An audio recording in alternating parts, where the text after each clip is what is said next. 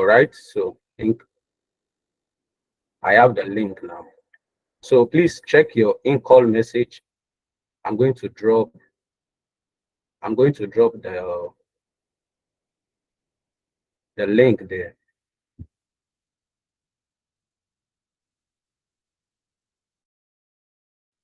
All right.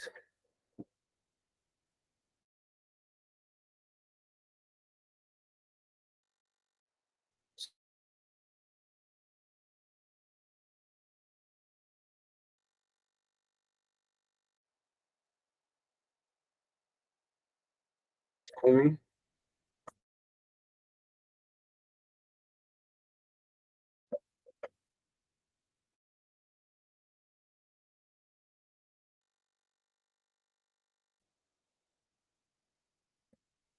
All right.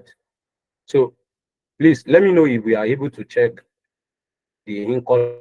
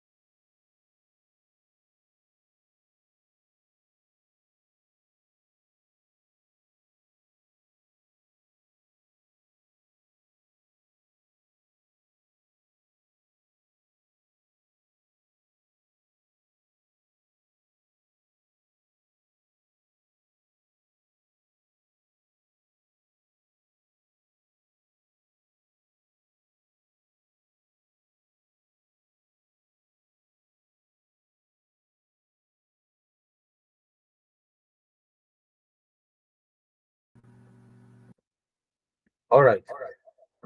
So can everyone hear me now? Yes, please.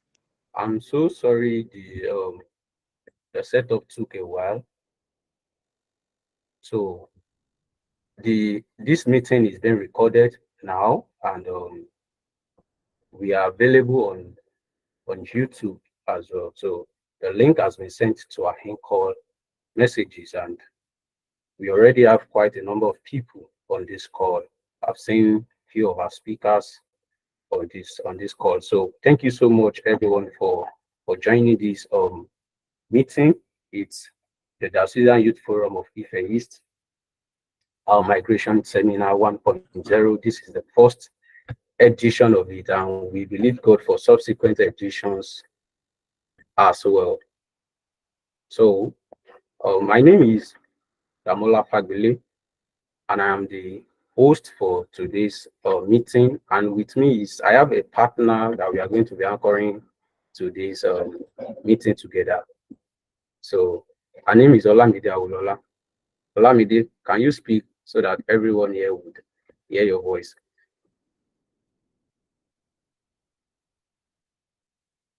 Hello, Olamide, are you on the call? All right. So I'm on the call. Good evening, everyone. Good evening, everyone.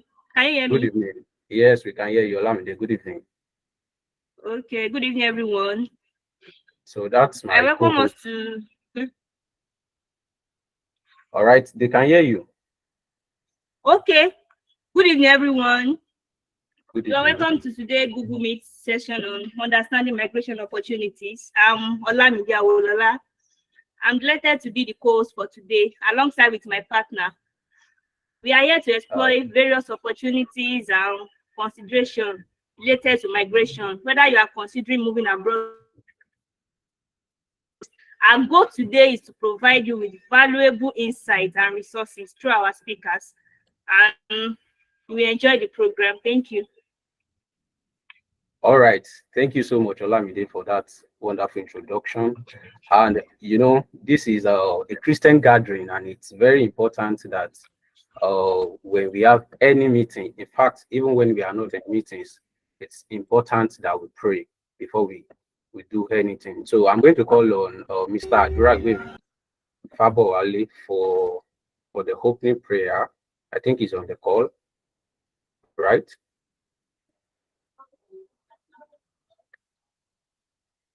Mr. Adura. Good evening. Yeah, I'm here. I'm on the call. All right. Thank you. Please let us pray. Our Father and our God, we thank you for the grace you have given to us this evening. We thank you for this initiative and what you are going to do with it. We thank you for every one of us gathered here and all our speakers and guests. We thank you because you will speak through them, and by your grace, by your spirit, we will see opportunities open unto us, and you will lead us by your spirit to the place, to our greenest pasture, to the place of our rest, the place where you want to take us, even with this seminar today. And every one of us will be blessed, both the speakers and we that we are listening, in the name of Jesus. That Amen. by the reason of this seminar, every one of us will move forward, and beyond, we will have every reason to give thanks. In Jesus' name, we have prayed. Amen. Amen. Thank you so much for that wonderful prayer, Mr. Aduragbe.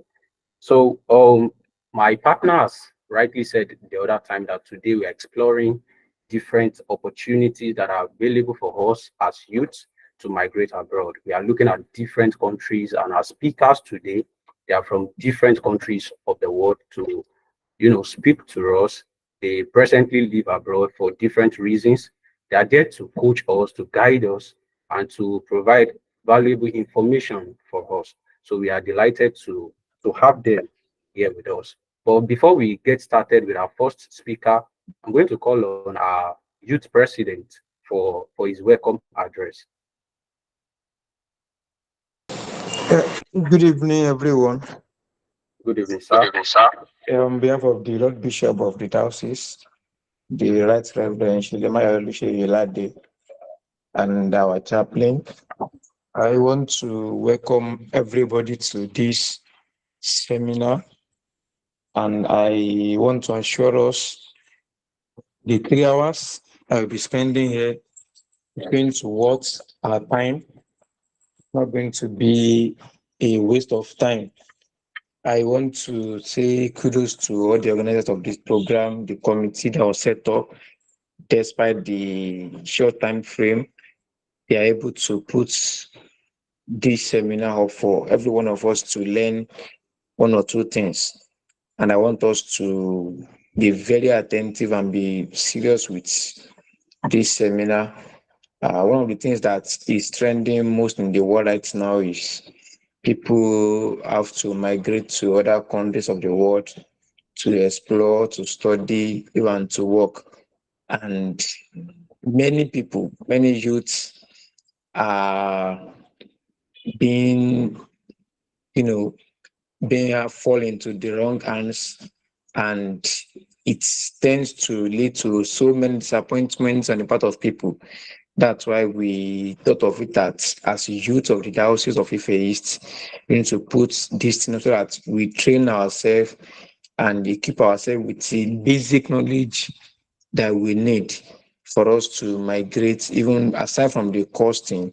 When you don't have the right information, just like one popular skit maker, Mr. Layi Wasab used to say, info, info.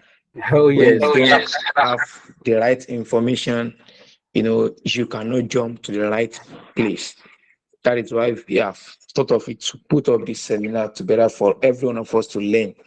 And I want to charge us that please let us make judicious use of it. This seminar is free of charge. Many people spend thousands of dollars on it even to attend this kind of seminar. All our church person, there are people, they are friends, and I want to thank them for putting up this kind of thing, for sacrificing their time to let us know one or two things. So I want to welcome us all once again, and it's my prayer that this seminar will be impactful in our life, and at the end of the day, we all celebrate in Jesus' name. Once again, thank you, and you are welcome. Amen. Thank you so much, the youth president. We really appreciate you. That's a solid word coming from you. We do appreciate. So without wasting much of our time, we are going to move straight into the business of the day. That's why we are here. So we are going to have the first session now. We are going to have our first speaker speak to us in person of Mr. Ezekiel Irewole. But before we do that, we are going to have the profile of our first speaker, and that's going to be taken by my co-host, Olamide, the profile of Mr. Ezekiel. Sorry.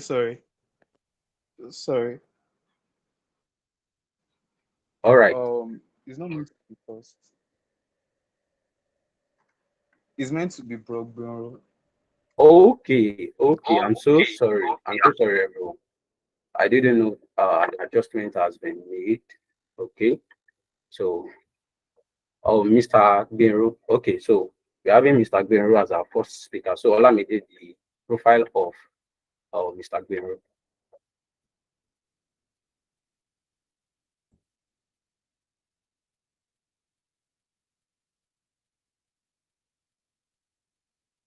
Olamide, can we have you?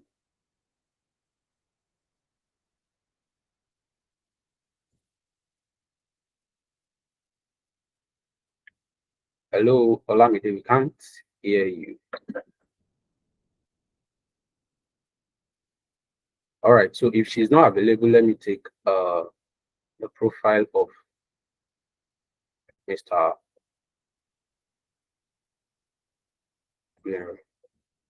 Coming. I'm trying to share my screen so that everyone would see it.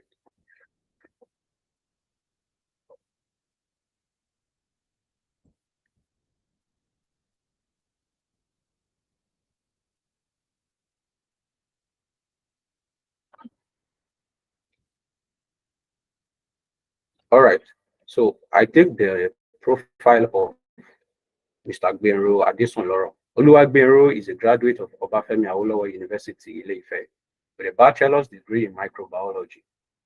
Driven by his passion for research and academia, is pursuing further studies at the University of South Alabama, Mobile, Alabama, United States, where he is currently undertaking his PhD training in basic medical sciences with a focus on infectious diseases and host defense. A devout Anglican from birth in Akure Diocese and a lover of God. In his leisure time, he indulges in singing, listening to music, and spending time with friends. The Diocesan Youth Forum of Ife East, let's make welcome our first speaker for today, Mr. Oluwagberu Adesunloro. All right. Thank you, sir. Thank you, everyone, for having me. Is it all right if I put my video on or just Let's see your face, sir. Okay. All right. Just need to take permission. All right. So I think you can see my face. Very good. Yeah. It's so nice to have you here. Thank you so much. All right, so I'll be sharing my screen right away as well so that we can have my slides. All right. Just a minute. Okay.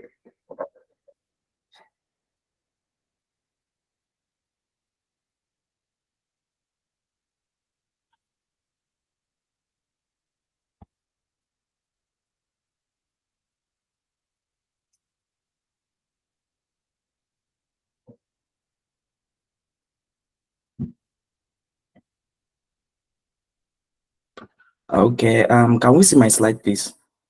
All right, we can. Okay, all right, thank you so much. So I have few minutes to speak then. I think I'll just go straight. So I appreciate the opportunity to speak to everyone here on this call.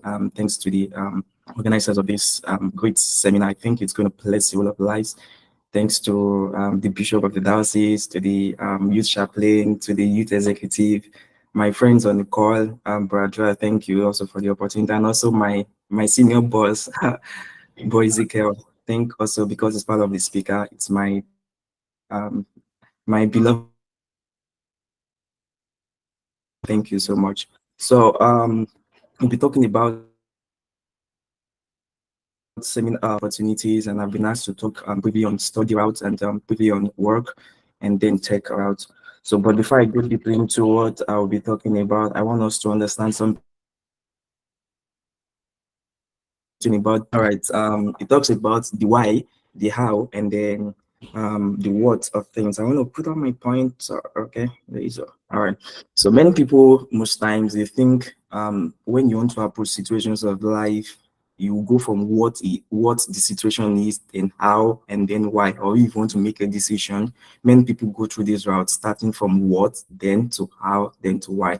But the right way it's meant to be is to start with why, then go how, then what. There's this popular saying that if the purpose of a thing is not known, the abuse is inevitable. So you need to understand why graduate school. So I'm going to start with grad school and the study route. Then in the later part of the session, I'll go into this work and the tech aspect of it. So why do you want to graduate school, pursue your or maybe master's or PhD degree? Why? So when you know the purpose, then you'll be pushed to go with how. Then how should I go about this thing? Then what are the things entailed by the time I get into the program itself? So when the purpose of a thing is not known, the abuse is inevitable. And so few of the whys now are kind of compiled here to give us a kind of understanding of why we need graduate studies. Number one is to advance research and career. So maybe most of the people or few of the people on this call, probably you have your undergraduate degree and then you want to have deeper understanding to your field. Trust me, your your BS is not enough. All right. Okay. Like they already said in my profile, I did my undergrad in Obafemi University Ife and microbiology. And then when I came into grad school, I was like, seriously, I've just been taught the basic things, all right, in my undergrad. So if you want to get deeper understanding to your field, then it's cool that you get a higher degree like master's or the PhD. And then also if you want to become an expert in the field, it's very, just imagine you're in an office, someone have a master's degree, someone has a PhD degree, and then someone have a BSc degree. In the real sense, who do you think they're going to pick as the expert? Someone that have more experience with what with that in that field. So that's one of the reasons why you need to go into having graduates degree, like deeper understanding to that field, being tech, being agri, being science, being engineering, being mathematics, irrespective of the field, it gives you deeper understanding to it. It helps you to become an expert. And then with these also you have specialized skills, you become handy with a lot of skills and personal development. I mean, the whole of things you can learn with personal development, like doing your grad studies. Personal development is something that you're going to get, not just for the PhD alone, not just for the masters alone, not just for the study alone, but it will be needed in other areas of life. Okay, I was sharing, I think a few times ago with people that the time management, the critical thinking that you will learn from graduate studies, either masters or PhD, will be needed in other areas of life. Because as a graduate student, you will be forced to think about particular theory. All right, you will be forced to use your brain, and this will be really be needed in other areas of life when you want to make decisions. So personal development is something that comes with graduate school, like your masters and PhD, and I really, that's one of the whys. All right, to go for advanced degree. And then networking, by the virtue of you, moving out of the comfort of Nigeria, going to another country, you get to meet new people. In fact, there are countries that I didn't know that exist until I actually came out of Nigeria. Because you meet new people and then they will tell you that, oh, they are from this country. I was like, oh, so that country exists. Let me quickly check my map. All right. All right. And something like that. So networking is one area to increase any potential. That's one area too, because with the higher your degree or the higher your educational stuff, that's more reason why you would earn more. Okay, that it help you to earn more. And then ranking also, if you want to advance in your place of work, that's one reason why you need to go for graduate studies. And if you look at it, many of those people leading us in Nigeria, they have graduate studies, and in fact more than 50% of themselves, maybe they have it outside the country. Either maybe not PhD, but some specialized courses or certifications like MBA, some of them going to Harvard, Oxford to have some of those things. So it's very important that you think in this box. And let me make a disclaimer. All right. So many people might condemn living in Nigeria. Many people might support it that either way, because it's a Christian organization. And I think I need to put the disclaimer. There's nothing wrong in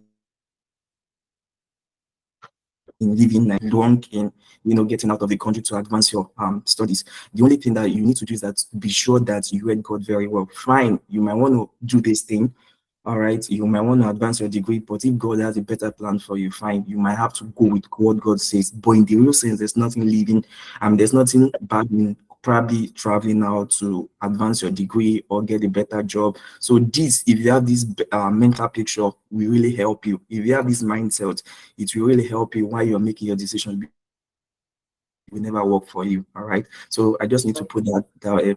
So the same God that told Abraham to leave his father's house to travel to somewhere else, the same God that told Isaac stay in the land, and so two different personalities want the same God but different stories. Okay, just know the peculiar thing for you. If God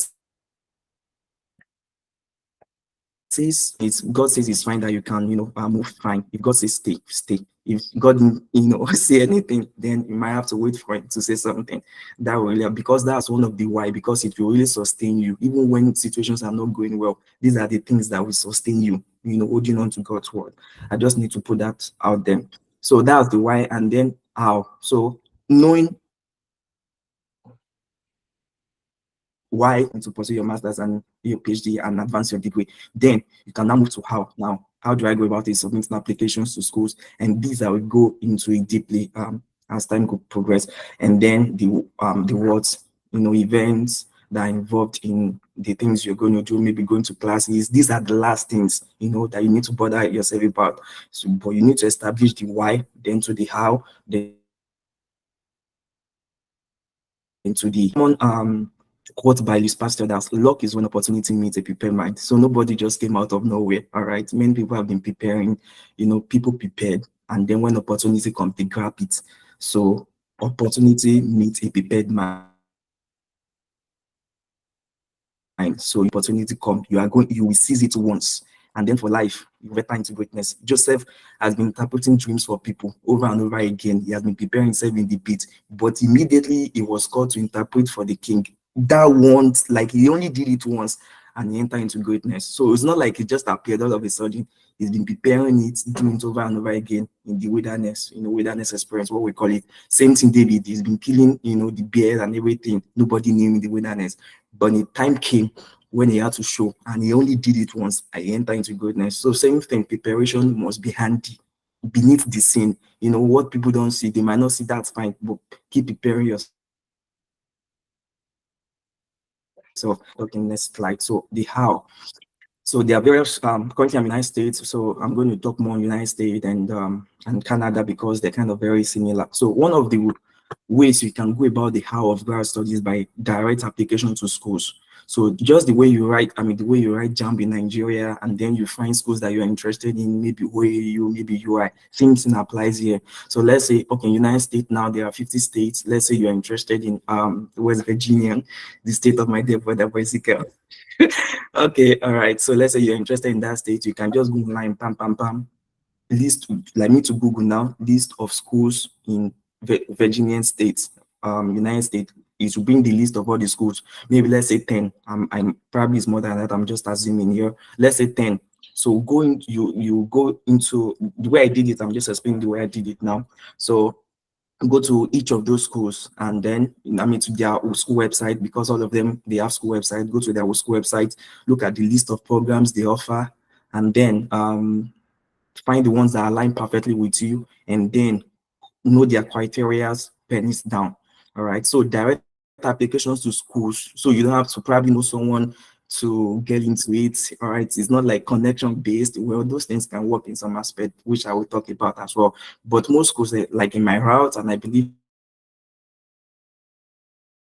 for probably study more, direct application is one thing that you can do. Just look for the schools, that you're interested in, look at their program of interest, either for masters or PhD, and then look at the criteria, the various criteria. That most of these criteria are similar in all the schools, and I'm going to talk about it also in my few slides. So gather their criteria, starts compiling those documents, and then once it's application season, starts applying. So they will kind of review it holistically, and then if you're kind of competitive and they find you very handy, then you'll be called. So direct application to schools is one of the ways to you can get into some of this program, either masters or PhD in the United States. So funding comes in form of research and teaching assistantship. So many people will assist professors in teaching, or they assist in laboratory by conducting research. That research that you are conducting is also helping in your thesis. All right. So it's more or less like it has dual responsibility, because you are getting results from this research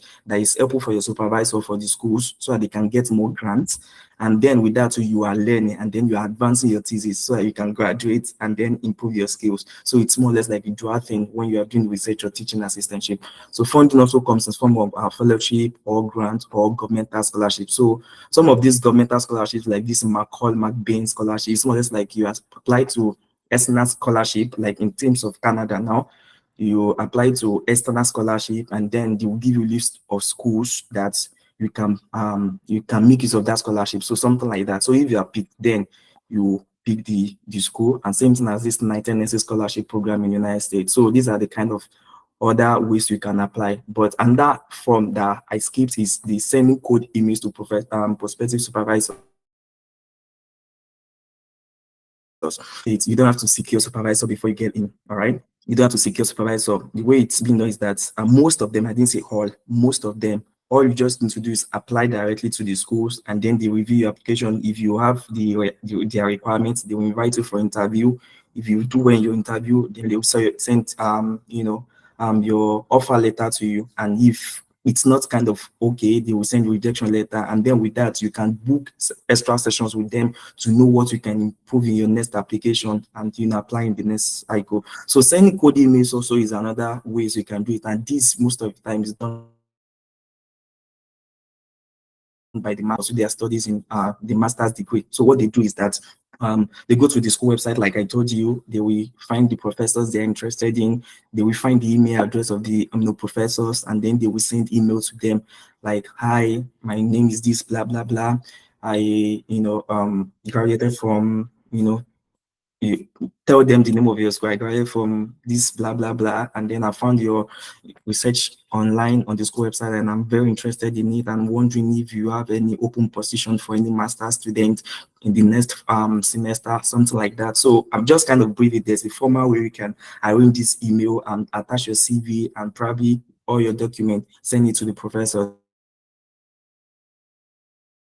It's kind of chill, and some of them might not because maybe they are very busy. I think during my time I sent a couple of emails, yeah, but few of them encouraged me to apply. Some of them did not funding and all. So in this case now, for the master students, there are some schools that specify that you need to secure a funding from supervisor first before you apply, and that happens most times for master students, that you need to secure a supervisor for your studies. So if you send an email to a supervisor or a professor, and probably or she says, oh fine, I have a funding and I'm willing to take you, then you can apply to the program officially, and then they will pick you. But in the case of most PhDs, you don't have to secure any supervisor. All you just need to do is to apply to the program directly, and then you either you are accepted, or probably it comes with rejection. So I'm going to talk about the requirements soon. Okay, I think my time is fast spent. So European scholarship, I think many people will be talking about UK and other things. So I kind of highlighted some of the scholarship in Europe because it's kind of very different from United States and the North American. North American is known to have more scholarships for students than the European countries. During my time, I applied to some of few schools in United Kingdom, and then I got 3 offers, 3 admissions, but none of them was funded. Just imagine. So, and the one I applied to United States, they came with funding. I was like, oh, so same thing happens to, applies to most of those countries in Europe. They don't really give funding like that. Few of those ones that give funding I highlighted as Erasmus scholarship, that you need to apply to the scholarship body, and then once you have been picked, then you can choose the school. Same thing as University of Pisa, DSU scholarship in Italy, that scholarship in Germany, Commonwealth scholarship, you apply to this body itself, and Germany scholarship, you apply to the body we're interested in. So for Asian scholarships, I think it works pretty much the same way too. So some of them, I think you can apply to the schools directly, some of them coming from a scholarship body too. So I think if you're interested in this, I can share this slide so that you can probably click on the link or get access to some of those things I put them.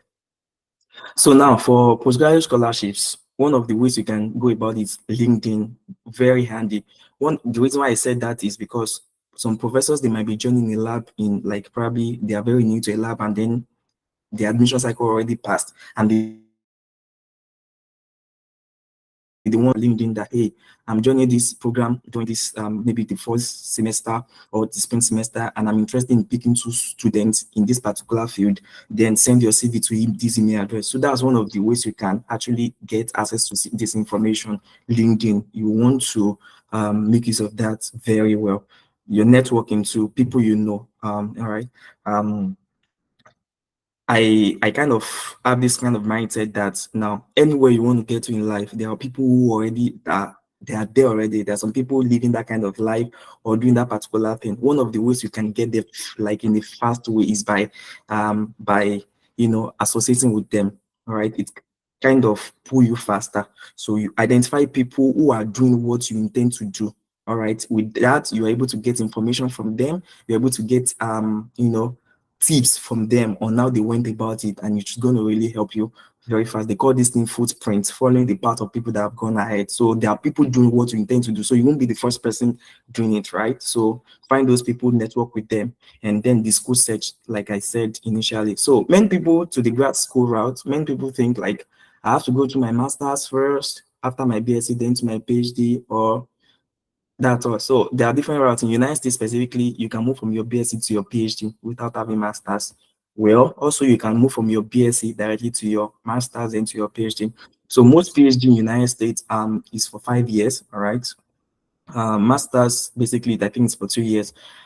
But if you have your master's first and you're coming for your PhD afterwards, maybe you might have to spend that 5 years too. But depending on your relationship with your supervisor, things can be very flexible. And then, depending on the projects you are working on. So these are the common grad schools. On application, you have to submit that. Most schools require minimum of 3.0 and 4.0 and CGPA scale. And then Nigeria will use 5.0 CGPA scale. So let's say you have 4.2 on 5.0 scale. That will be 4.2 divided by 5 times 4. that will give you kind of rough estimate of what your CGPA is on 4.0 scale. Not always accurate, but most times it's kind of accurate. There's a specialized body that does the conversion. They call it West evaluation. All right. They call it West evaluation, but you can do it that manually, just converting it and then, having the rough estimate of what your CGPA is, and then you will know if you qualify to apply. Your academic CV is and or resume is usually it's restricted to 2 pages, right?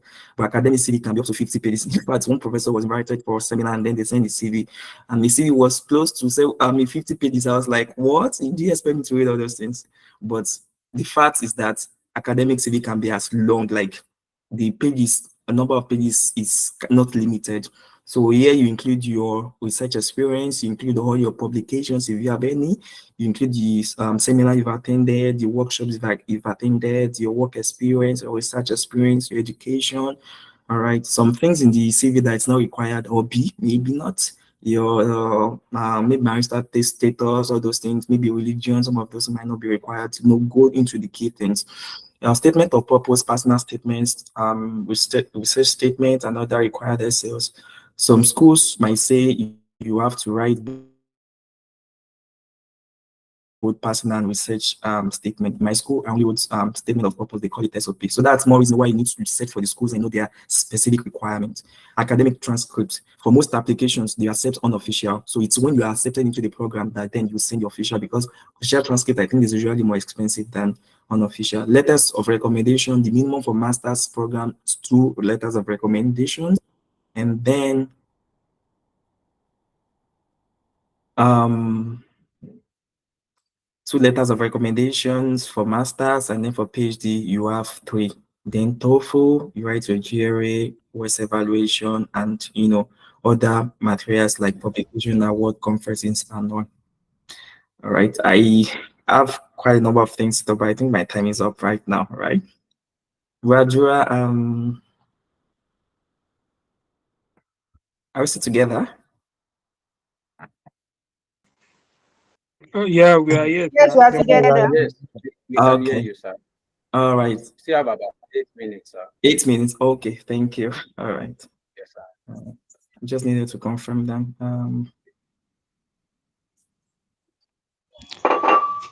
We are with you, please. All right, thank you. Can you still see my screen?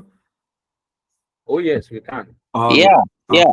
All right. So now, let me just rush through the other slides. Many people will say, oh, okay, I graduated second class lower, I have third class, I have, I went to Polytechnic. Are there options for me? Yes, there are options. I don't know if Boy Ezekiel can still remember how some of people that use LinkedIn very well. There's this lady that graduated from Federal University, no, is it Federal now? University Polytechnic of Ilaro. She graduated with distinction in HND, and then she got 7 different scholarships in the United States, fully funded for her PhD in chemistry. So Wow. from HND directly to PhD. Exactly. PhD. Wow, that's huge. Exactly. HND directly. Exactly. So there are opportunities for HND. All you just need to do, convert your the results you have, your HND results, convert it to the standard form using West evaluation. All right, and then getting all that required document, like maybe IELTS, the requirement I told us about, all this. Yeah, so you need to the academic transcript, the CV, the statement of purpose, letters of recommendation. I'm getting those things ready too. So I think she had distinctions in her studies, and she was the best graduate student, I think, in chemistry then. And then she had 7. I was like, wow, that's impressive. So what about those people with 2 or third class? So my advice generally is that, fine, you might not be able to meet up with the minimum requirement. There are testimonies of people who have been able to get fully funded scholarship with 2 and third class. But I would say that it's advisable to go for master's degree in Nigeria first. Okay, with that, if you're able to perform well with your master's, then you can apply with the master's. Okay, that will actually increase your chance. Recently, I know of someone that graduated in OAU, but he had to do his master's in UI, and then during that time he improved on research experience. He got more I think publications, internship, volunteering, and everything, and then he applied with that master's degree. I think he attached the what's it called now, his undergraduate degree also with it. But because he already had master's degree and extra stuff, and then he was able to present himself before the admission committee, he was funded. He will be resuming in August. So that's one of the ways. I think if you have two, that's not the end. If you have third class, is not the end. Go for your master's degree first in Nigeria, improve on your qualifications, get internships, volunteer more, take online courses in the field that you are looking to apply to, and then these are the things you put together. Because one thing that they look at in your application is not just your degree. I mean, your class of degree that you have first class 4 point, yeah, maybe you have 4.8 on 5.0, you did not write GRE, you did not have any publication, and then someone had maybe 4.0, he had 5 publications already, he wrote TOEFL, he was or more. They will just say, oh, brother, with your first class, probably you just wait. Okay. So what I'm saying is that you have first class alone is not the only thing they will look at. All right. It has to be holistic. They will compare you with other applicants. What did this person have that this person not have? Because one thing about grad studies, like for masters and PhDs, is that you are coming for research and they look into that research experience more. And that's why we advise probably for those people that are still in school now, they are still doing their undergrad, you want to, do your masters outside the country or PhD, volunteer more in that your professor's lab. Okay, spend like 2 months there. Don't go home for break every now and then. Spend just few months in the lab. With that, you can include in your CV that you had this research experience, and if possible, even some of the research you do during that time, you can publish it, include that publication in your CV. That will really boost you. They were like, oh wow, with BSc you're able to do this, do this, do this, and during your free time, take online courses that are relevant to the field you want to do your master's or PhD. Then, putting this all together, they were like, oh, this person is kind of knows what he or she is doing. All right, to the jobs. So job is kind of very tricky because it's not like it doesn't really work the way it is in Nigeria. All right. I don't claim to know much information about this, but I'm just going to share the little I know. So there's this visa type they call the EB2NIW visa criteria. So it's employment-based visa. It has to be based on national interest waiver. So professionals with bachelor's degree and years of experience in Africa, they can apply directly. You don't have to secure a supervisor. This I'm talking about jobs now. I'm out of school, like out of school. I'm not talking about school. I'm talking about jobs right now. So all you just need to do is that you plead your course. There's direct application to United States Immigration Office. With this kind of visa, and then you must have probably advanced degree or exceptional ability in your occupation and to contribute to betterment of United States, maybe an entrepreneur developing a new technology that could revolutionize a specific industry and create high-paying jobs in the US. All right. So they want to see that you are adding value to them, not like you are taking. You have a new business ideas, technology. So the EBA to NIW, it's a kind of way you can apply directly, and then if they see you that, oh, this person is kind of having business that can benefit the United States, they will review your application and most likely you might get it. So the success of the application depends on how well you can connect your business ideas actually to national interest criteria. On non-immigrant visa too, this one you don't have to apply to any supervisor, you don't have to get a job already. You can just apply to United States Immigration Office on this basis, and if you meet the criteria, then you'll be given. So this type of visa is for professionals in education, like professors, people that probably they already had their degree in Nigeria and they're already doing well in their field, which I believe that probably some of them will be on this call. Healthcare people that already probably did studied medicine, dentistry, they studied all this kind of thing. All right,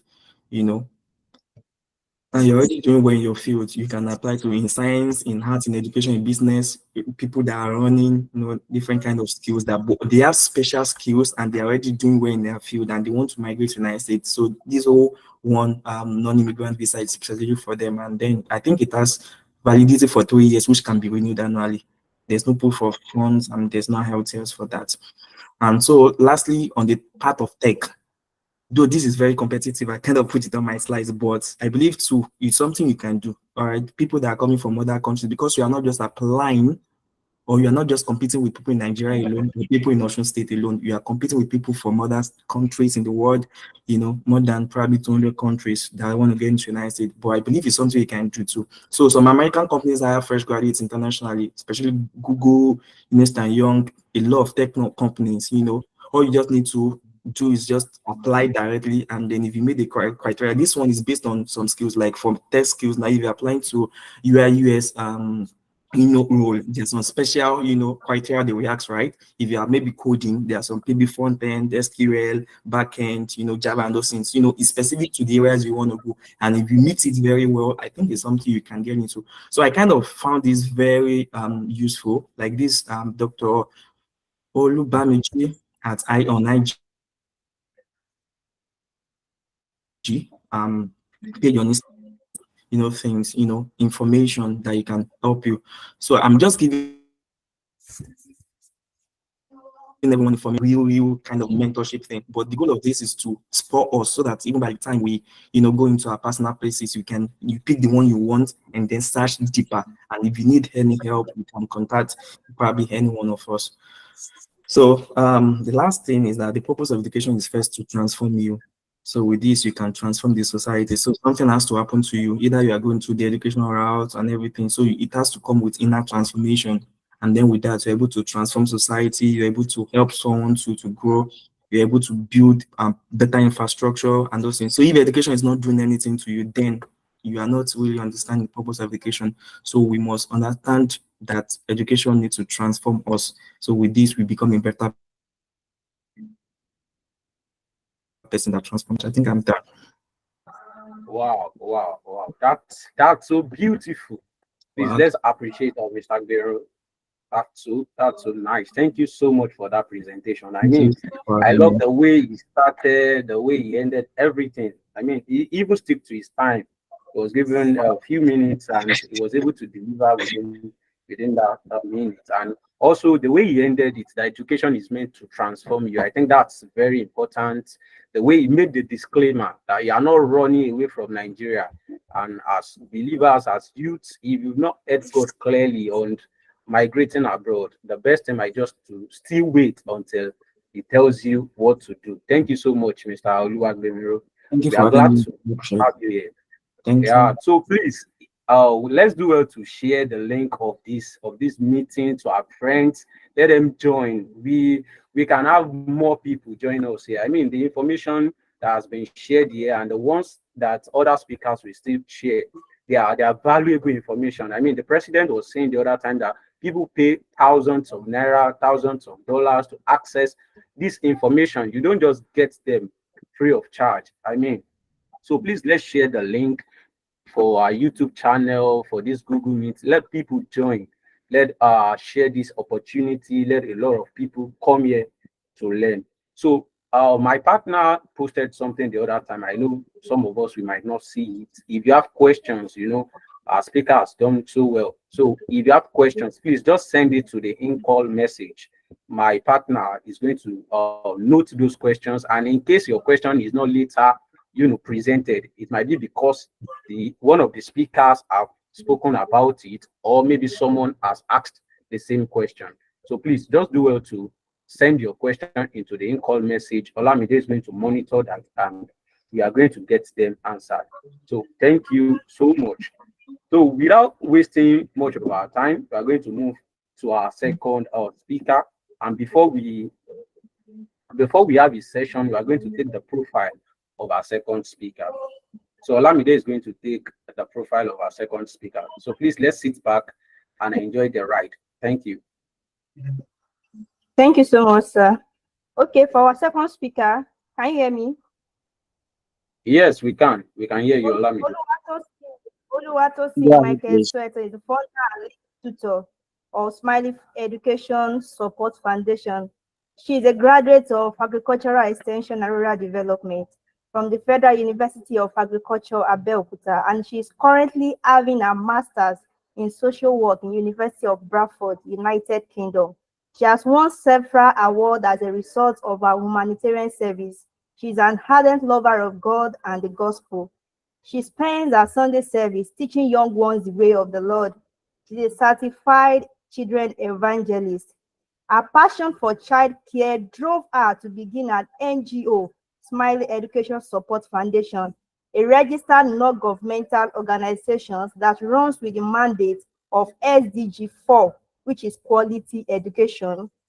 The organization has the vision that every child has access to quality education, background regardless. Currently, Oluwatosin with our amazing teams has tutored over 2,400 children on how to write legibly in Osun State, Ogun State, Oyo State, Lagos State, and Rivers State. Through her NGO, she also facilitates the provision of various educational materials like biros, books, erasers, pencil, mathematical sets, school bags, socks, uniform, etc. to school children in undeserved communities. She is also on a mission to take many out of school children back to school this year. So far, Smiley has reached 50,000 plus beneficiaries through all our various programs, and our goal by the end of 2024 is to have reached 20,000 school children through our diverse programs. Ife Youth Association Forum, welcome our next speaker, Oluwatosin Michael Soeto. You are welcome, ma. Thank you very much, ma. Thank you so much. I'll try and share my screen now. All right.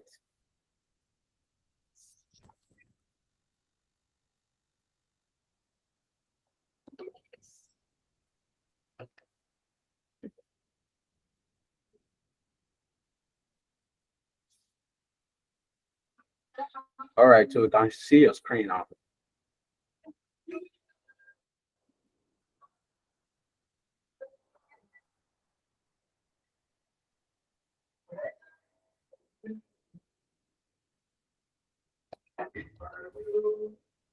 It feels good to be home again. Thank you so much. Can we hear me and can we see my screen? Yes, we can hear you and we can see your screen. All right, thank you. Bro Oluwadbenro shared an amazing stuff and he has opened the floor already. And since you are talking about migration opportunities, when you want to fly, definitely you cannot check. Maybe you go via water, or maybe you carry aeroplane, or maybe jet, or anything. Yeah, that's it. So thank you very much for the wonderful opportunity to talk on this. I do not take it for granted. Thank you so much. Sorry, please, just a minute.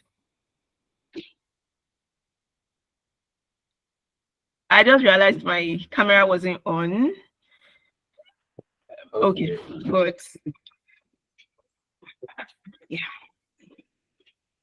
Okay, yeah. So thank you very much to the leadership of our diocese. Yeah, thank you so much. Thanks to Baba. Thank you for the great work that the amazing team is doing. So let's delve into what I'm talking about. I'm going to be talking about understanding the migration opportunities. Bro Oluwadbenro has talked about scholarship, he talked about work routes, job routes, and for this my session, we are going to be talking about fellowship routes. Of course, I did not come via fellowship, but still, let's see how God will help us. All right, so a little about myself. The citation did justice to that already. I'm the founder of Smile Educational Support Foundation, and I'm currently having my master's in social work here in the University of Bradford, United Kingdom. So let's carry on. So when we are saying migration, what's the meaning of migration? Simply, we can say that people moving from one country to the other, or maybe from a locality to another locality, just to settle in. And when you are migrating, it can be for different reasons. It can be for maybe for job, maybe for academics, various reasons why people travel. So let's just carry on. So let's talk about the types of migration. It could be temporal, it could be permanent. If it's temporal, it could be vacation, it could be for medical reasons, it could be for business, for study. And while if it is permanent, it could be for students, just like Bro Oluwadbenro has mentioned, it could be for one to study or to work, and many other reasons why people travel majorly. So let's talk about migration via fellowship routes. Now, fellowship is a little close to scholarship, but they are not the same thing. Scholarship could be for you to just go ahead and study or do any other thing. Why majorly for fellowship? It's for research positions, for research. For instance, maybe you're in sciences and your passion is in researching, discovering something new, looking at how something can come out of what has been, or how you can actually bring out an idea from what has existed before. So basically, that is what fellowship is all about, researching majorly. And sometimes it's sponsored by colleges, by universities, by foundations, and sometimes government does sponsor it too. Now, let's talk about the things you should consider before you say, I want to apply for this fellowship. You know, when Bro Oluwagbero was talking, he talked about what you should check out when you are applying even to any school, even if it's not scholarship. There are many things you should check out for. It's going to be very painful when you have taken your time to write your SOP, you've put forward the application, and eventually saw that, oh, they're not taking application from Nigerians. Then that would be a very huge waste of time. So the very first thing you check when you're applying for fellowship or even scholarship is that you confirm that you are eligible. Some fellowship will mention that they are not taking from Nigerians, or maybe they are not taking Africans. Some will state out what they want to see. Maybe, for instance, when Bro Oluwagbero was talking again, he did justice to everything I want to say, and that's how I'm just referring back to everything he talked about earlier. He mentioned that some will require that you take GRE, TOEFL. Those are what you check out for before you start your application. And another thing that is very essential when you're trying to apply is to see that you are able to apply within the time frame given. You should know if the deadline is close by, or maybe it's closing in maybe 3 or 4 weeks. Then now try and see if you would be able to finish up with your application before you start applying. It's going to be very painful still when you've put everything together and just before you submit your application, everything got closed. So that is very, very important. And another thing you can also try and fix before you embark on your fellowship is your fellowship application rather, is to get someone in that line or someone that is there already. When you want to go far, you can walk alone, but when you want to move very fast, definitely, sorry, I'm taking it the other way around now. When you want to go far, you walk with someone, but when you want to move very fast, then walk alone. Sometimes when you are trying to walk alone, you are going in the wrong route, I mean the wrong path now. But when you have someone that is putting you through on the application, on the journey, it makes it very, very easy. So you can actually get a mentor or get someone that's taking that path that you want to embark on. Then you can also check that the funding covers your relocation and visa cost. Very important too. We talked about you flying. When you are flying, definitely you need money. So some fellowship opportunities will cover everything: your relocation cost, your living expenses, your visa, everything, while some will not. So before you delve into the application, make sure you confirm that it covers everything that you want it to cover. And if it's not covering it, Bro Oluwagbero talks about cold emails. You can always try that out. Send in the reason why you think you are fit for it, and you require them to consider you, blah, blah, blah, blah, blah, like that. So yeah, another thing you want to check out before you go ahead with the application, I mean for your fellowship application, is to ensure that it is in line with what you wanted. I've met people here that felt like, oh, I never knew the course is like this. Assuming I knew, I wouldn't even come. So just make sure you check very well that the application you are making is in line with what you want. Then finally, you check that you are ready to pay the price. That is very, very essential. Applying for fellowship can be draining sometimes. For instance, when you're applying and it's love letter back to back to back to back to back to back, it takes courage, it takes the grace of God to keep going again, even when you get the love letter. And what scholars call love letter is rejection email. So I think they got a better name for it. They call it love letter. That's funny. So just you have to build the resilience, you have to build the capacity that whatever comes, you are able to forge ahead. So after you've scaled through on your application, there is no paper or anything that says, oh, it's going to be very smooth, it's going to be very easy. Challenges will come even when you've started to. You must just trust God and make up your mind that you are going to go through no matter what comes your way. So these are the things you should always watch out for before you embark on the fellowship application, before you get into it. Let's talk about the various fellowship opportunities that we have available. We have many of them. Put it into your search engine. Fellowships available for medical scientists, fellowship available for, just put it, anything. The world is, everything is easy already. You can, anything you want to learn, Google got us. So go ahead and put it there. So I just listed a few here, and I wrote down some too. You can check out for Fulbright English Teaching Assistant Program Fellowship, and check out for Coro Fellows Program, White House Fellowship, APS IG Fellowship, and many others. And the others include Biodesign Innovation Fellowship, Cult Foundations in United Kingdom, University of British Columbia fellowships, many of them. But as you are trying to check it and you see that, oh, this fits, this is in line with my passion, this is in line with biochemistry, and I love researching, yes, I want to go for it. When you've seen the one you go for, make sure you check the criteria. Very, very essential. Check the criteria, check the deadline, and check everything that we've mentioned earlier in the previous slide. What are the benefits of fellowship? Everybody outside the country can testify that when you leave the country, you see in another light. So that's one of the benefits. You have the opportunity to network with people when you leave where we've always been for another part of the world. You have the opportunity of networking, you have the opportunity of focusing on your passion, which is research, any arm that you've chosen to go into.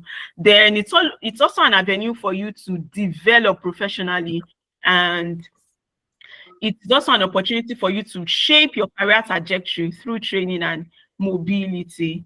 So other benefits include transferable skills in project management. You also have the opportunity of increasing your potential for future funding success. Your profile is being built when you embark on fellowship, definitely. Scholarship too, study, everything. Then another one, you tend to stand out because you've gathered experience over time, and this is what you've done yourself. So definitely you come out better than what you have when you're going into it. So I want to say that if you can dream it, you can do it. Never say never. You have everything that it takes to embark on that journey. God has given us everything we need. He gave it all to us already. It might just involve us leaving our comfort zone. Stop staying idle. Pick up your phone, research, check for opportunities, check for scholarships, check for fellowships, don't limit yourself and say, oh, I don't even have the money, let me not bother.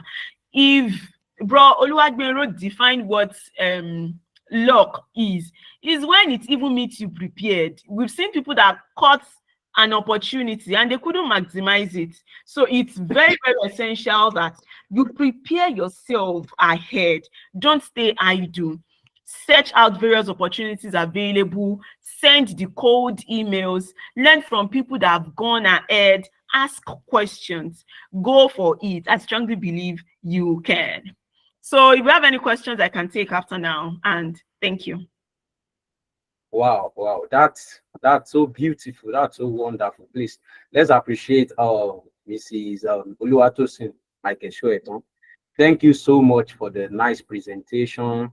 That was very short and powerful. I mean, if I have to tell you now that you need to get your writing materials, I intentionally did not say it the other time because, you know, when Mr. Agbero was talking, there were a lot of things that he mentioned that, you know, you just have to be ready for these things. I mean, I shouldn't be telling you now to get your writing materials and all of that. Though this meeting is recorded, you would have access to it later, and definitely the slides that are being shared by speakers, we would platforms. But I mean, there are some information they are passing right away that they are not included in their slides. So you'll be doing yourself a good benefit by writing when they are speaking. As those things are coming to your mind, put them down. As those questions are coming to your mind, send them into the in-call message, and we are going to definitely take them after the sessions. So we really appreciate you, Mrs. Oluwatosin. Thank you so much. So without wasting our time, we'll be moving straight into the third session so that we would have the much of our time for questions. I know a lot of people have been doing this migration thing before now. I mean, I was discussing with my co-host earlier today, and we said something very important, that I think all this migration journey is not something you can just do within the space of a month or 2 months or 3 months. Some people have been preparing for, let's say, 6 months, a year, 2 years, and all of that. So you have to like prepare towards it. I know many people have been preparing, they applied for different things, and they have a lot of questions on their mind. Maybe there is something they are not doing rightly and they need to change their approach to it, so that we would have much of our time to answer questions. We would just go straight into the next session and all of that. So thank you so much. So the profile of the third speaker would be taken by my partner, Olamide. Olamide, are you still on the call? Hello, Olamide. All right. So I think she's not on the call. So our third speaker is Mr. Ezekiel Irewole. So I'm going to take the profile of Mr. Ezekiel Irewole. I hope everyone here can still hear me. Hello. Yeah, yes, we can hear you. All right. Thank you so much. So I'm going to take the profile of our next speaker, and that's our last speaker for today before we have the question and answer session, then the panel session.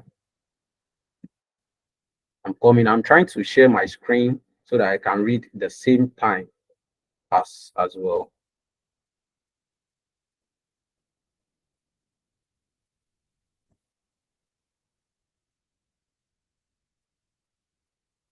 All right. So I think we can see my screen now. So the profile of Mr. Ezekiel Irewole.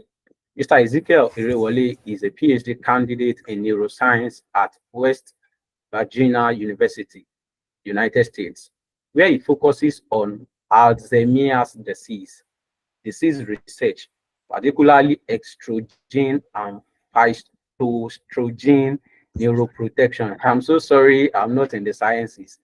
Under the mentorship of his advisor, he contributes to NIH-funded projects exploring cognitive and neuropathological markers in animal models, advancing our understanding of Alzheimer's pathology. Ezekiel earned his BSc in zoology with first-class honors from Obafemi Awolowo University, Nigeria. I think that deserves an applause. His scholarly achievements have garnered various awards, including the Royal African Award for Academic Excellence under the aegis of the Oni of Ife. Beyond research, Ezekiel holds leadership roles, including president of the International Fellowship of Believers at Western Virginia University, and serves on the WVU HLC PhD Student Advisory Board. Additionally, Ezekiel is committed to community service, judging research symposiums, and volunteering in educational initiatives. Ezekiel is passionate about academic mentorship. He has successfully mentored and guided many students who have secured funded admission offers to study in the United States, some of whom have graduated excellently. Ezekiel is currently an academic mentor in OAU Graduate Scholars Forum and the WVU Neuroscience Mentorship Program. His blend of academic rigor, leadership, and volunteerism positions him as a rising leader in his field. DYF Ife East Anglican Diocese. Let's make welcome our third speaker for today. Is Wale. Hello, All right, Mr. everyone. Ezekiel. Good Hello, sir. evening. Good evening, sir. I want to assume Good that evening, sir. everyone can see me and can also hear me clearly. Yeah, we Yes, can see you. We can hear you. Awesome, awesome.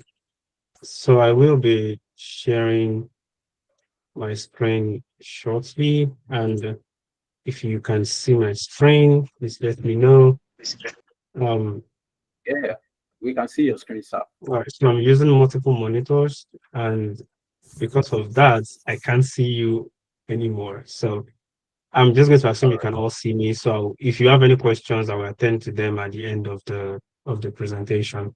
If at any point in time my audio seems to be cutting off, let me know also, and then we'll fix it. So as No, we you have, can't see you, but we can see your slide, sir. oh, okay. Just give me But a it's minute. fine. Let me disconnect my second monitor, and then you can see my face All as right. well as the presentation. Yeah, we can see you now. All right, so you can see me. Yeah, but we Then can't I'm see going the to share my presentation. screen again. Okay. Okay. Google Meet has this way of making things so much. All right, so can you see both my screen and my face? Yeah, perfect now. Yes, we can Awesome, see your awesome. screen. Awesome, awesome, awesome. Thank you so much for this opportunity. I want to say a big thank you to the organizers of this seminar. Thank you for the opportunity. I do not take it for granted. And a big thank you and well done to the two speakers that have spoken before me, Brogbero and Sister Luatosin, I believe. Please pardon me if I got the name wrong. Thank you so much for sharing those nuggets. I also learned a few things myself. And most of the, not well, not most, but some of the things I'll be talking about today have already been addressed by Rowe. So I'll be placing emphasis on those things in a way that, will help to drive home the message you are trying to pass across to you today. So the title is Migration Opportunities, the Educational Route. So meaning there are multiple ways of migrating, and I believe Luatosin already talked about migration, what it means, what it entails, the permanent ones, the temporary ones. So today we are looking at how you can migrate, say, from Nigeria or wherever you are to another country, in search for opportunities. And I'll be talking primarily on the educational route. So this is something I call the migration process, right? So you start from somewhere and then you have an end goal in sight. You're starting from the first point when you are trying to migrate through the educational route is to apply to schools. So after applying to schools, you secure admission and funding. And then once you have your admission with funding, you apply for student visas and you travel out for your studies. You run your studies for as long as the program allows, say 2 years, 3 years, 5 years, 6 years, depending on what kind of program you're studying, whether it is BSc, MSc, PhD, or professional programs. After the completion of your studies, then you apply for another type of visa known as the post-study or work visa, and this varies from countries to countries. I am in the US, so some of my ideas might be biased to the United States, okay? But I believe they are also applicable to other countries. Once you have your post-study work visa, you can then apply for permanent residency. There are different policies, okay? There are different policies in different countries. In some countries, you can apply for permanent residency as soon as you complete your studies. In some other countries, you might need to get a work visa first before you can apply for permanent residency.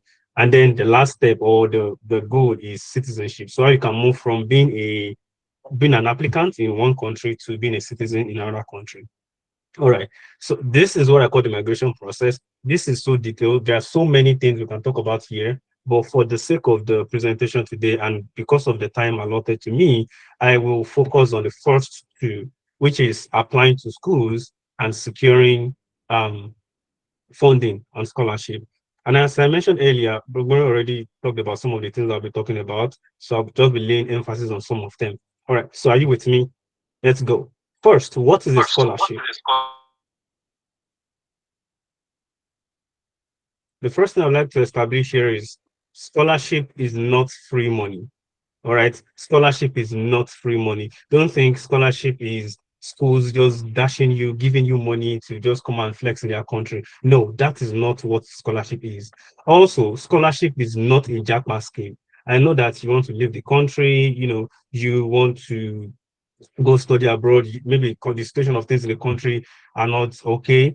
You want to live in Nigeria, that's fine. But you need to understand that scholarship is not a jackpot scheme. Scholarship is not, well, you can leave your country through scholarship, but I do not want you to see scholarship as a jackpot scheme, and I will address that later on in the presentation. Scholarship is a financial support, and this is from the University of South Alabama. Scholarship is a financial support awarded to a student based on academic achievements or other criteria, which may include financial needs for the purpose of schooling. See, this definition you're seeing right here is just a polished definition. What scholarship is, in essence, is investment. Scholarship is schools investing in your future, schools investing in your career, schools banking on you and saying, we trust you, we have seen that you have what it takes to succeed, and we want to bring you into our country so that we, that we can be a beneficiary of that success. That is just what scholarship is. All right. The money is a way, is a means of bringing you into the country. Think about it. The United States is one of the biggest target destinations for students generally all over the world, from India, from China, from Nigeria, from Africa generally, US, Canada, Europe. So Europe as a continent, Canada as a country, US as a country, these are places where students troop to. And if you look at these countries, you would see that they continue to prosper and succeed. The economy continue to grow. You see research output is top notch. You see them bringing forth new innovations and new technologies. You would agree with me that these innovations and this technological development are not from just their citizens alone. They are from students, people, immigrants that have gone into the country and have contributed to the progress of that country. So scholarship is investment. And I'm saying all of these things so you can prepare your mind, so you can have what I call a mindset shift, okay? A reorientation of what you are trying to do here. Schools need you. Whether in the US, whether in Canada, whether in Europe, they need you. They need you to keep the educational system afloat. Because I can't really see the screen, please let me know when I have 5 minutes left. I'm also trying to check my wristwatch so I stick to time, okay? All right. So as I was saying, schools need you. Okay, they need you. Without you, now this may sound too extreme, but without you, without international students, most educational system would crumble. Especially here in the US, we have seen things. We know that when international students come into the country, they are dedicated, they are rugged, they are determined, they see through whatever it is, whether it is PhD, MSc, whatever it is they are coming in for, they see through that program. But some of their citizens here, if they are tired with the program, they drop out. That's it. All right. So if their educational system is going to stay afloat, they need students. So schools need you. But why do you need scholarship? Why do you need scholarship? I know we already talked about why, how, and what. And that's an excellent explanation of some of the things you need to consider. What is your motivation for getting a scholarship? What are your goals, basically? See, if your only goal is to jackpot from Nigeria or from wherever you are, it's not going to fly, because it's going to reflect on the quality of your applications. If your only goal, I repeat, if your only goal is to jackpot from the country, it's going to reflect on the quality of your application, and it will not fly. Remember, I said that schools are investing in you, and they want to make sure that they are making good investments. So they want students who are motivated, students who are passionate about what they are coming in for. They don't want people that just want to run away from their home countries. So what is your motivation for applying for scholarship? Why do you want to leave Nigeria? Why do you want to get that advanced degree? How relevant is that advanced degree to your future? It could be anything. It could be that you want a better future for yourself. It is fine. What are your goals? So when you put all of these things in mind, they will help you a lot. So your mindset matters. Why you are applying for that scholarship matters, because it's going to reflect in your application. So what are the types of scholarships out there? There are government-funded scholarships like Commonwealth Scholarship in the UK, Erasmus Mundus Scholarship in Europe generally. There are other scholarships, by other countries. I think Gregory also mentioned something about DAAD in Germany. There are some other countries in France, in Finland, in different countries. There are government-funded scholarships.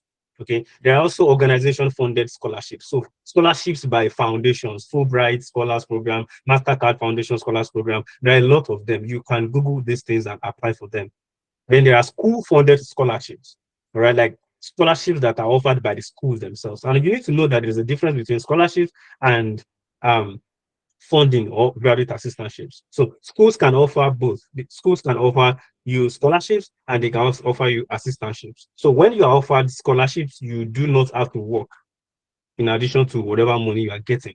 Okay, they cover everything that you need to study, and you do not need to do any form of additional work. When you get graduate research or teaching assistantship, you have to work. If you get a graduate research assistantship from any school, then that means you are doing research. You are working for your PI, which is a supervisor, and you are working for yourself as well. If you get a teaching assistantship, you'll be taking courses. So you'll be assisting professors to teach classes, teach labs, grade courses, and all that stuff. So when you get assistantship, you also have to work. You have to do something alongside. I think it's roughly 20 hours per week in the US, but we, the grad students, know that we do more than that. Because it's not a standalone process. For instance, if you are doing teaching assistantship and then you are doing your PhD, there is no way to accurately gauge how many hours you're spending on grading or teaching courses. It goes beyond that. All right, that's what I'm trying to say here. All right, so what are the things you need to know? First, when you're applying for any type of funding, any type of scholarship, you need to know what the theme is. All right. For instance, there are many versions of Commonwealth scholarship. I think there's Commonwealth Shared Scholarship. There's Commonwealth Scholarship, the general one. There's also the Chevening Scholarship. There are some of those scholarships where you need to know what the scholarship is about. So is the the country's government putting out this scholarship? What is the purpose? Exactly. What is the purpose of that scholarship? Is it to promote diversity? Is it to increase knowledge in a particular area of interest? Is it for sustainable development goals? Is it to improve research output in a particular area? So if you're applying for any form of funding, whether scholarships or fellowships, like I think Tosin said, you need to find out what the theme or the purpose of that scholarship is. Then you need to know what the type is. Is it full funding? Does it cover your tuition, your living expenses, your health insurance? What else? Does it cover your travel and all that stuff, your accommodation and your school resources? What does the scholarship cover? All right. Is it partial or is it full funding? You need to know all of these things. If you get an admission from a school and then you get a partial scholarship, how are you going to cover the rest? How? All right. So these are very important things you need to put in mind. Also, the scholarship is targeted towards what level of education? Is it undergraduate? Is it master's? Is it doctorate level, PhD? Is it professional like nurses, medicine, medical doctors, and all that stuff?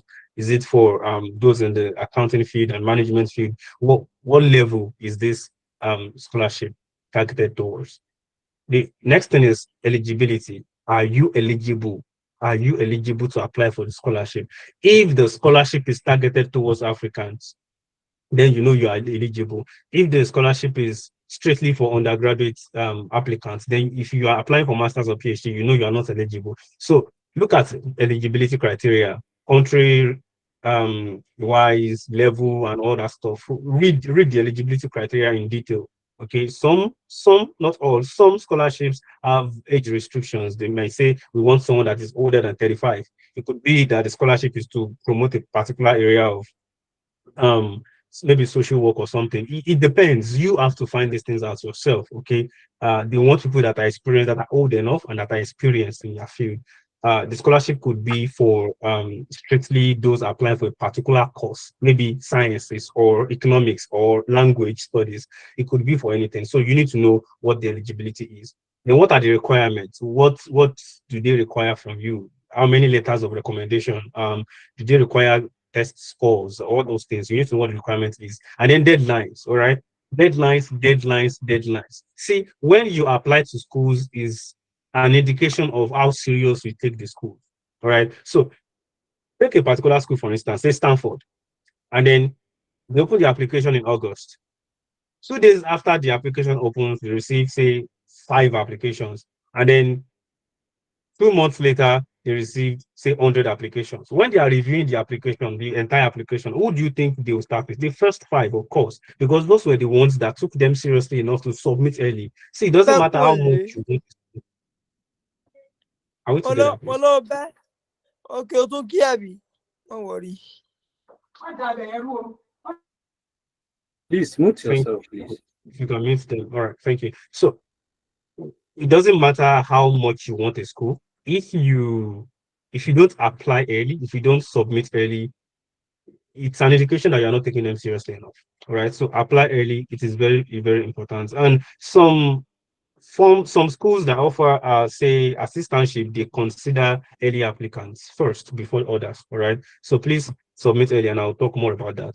So I've walked you through the migration process, applying to schools, after applying to schools, get admission offers, and then apply for your visa and all that stuff. So how do you start? In case you are listening to me and then you're wondering, okay, we have this very good background information. So how do I start? Say I want to start today. How do I start?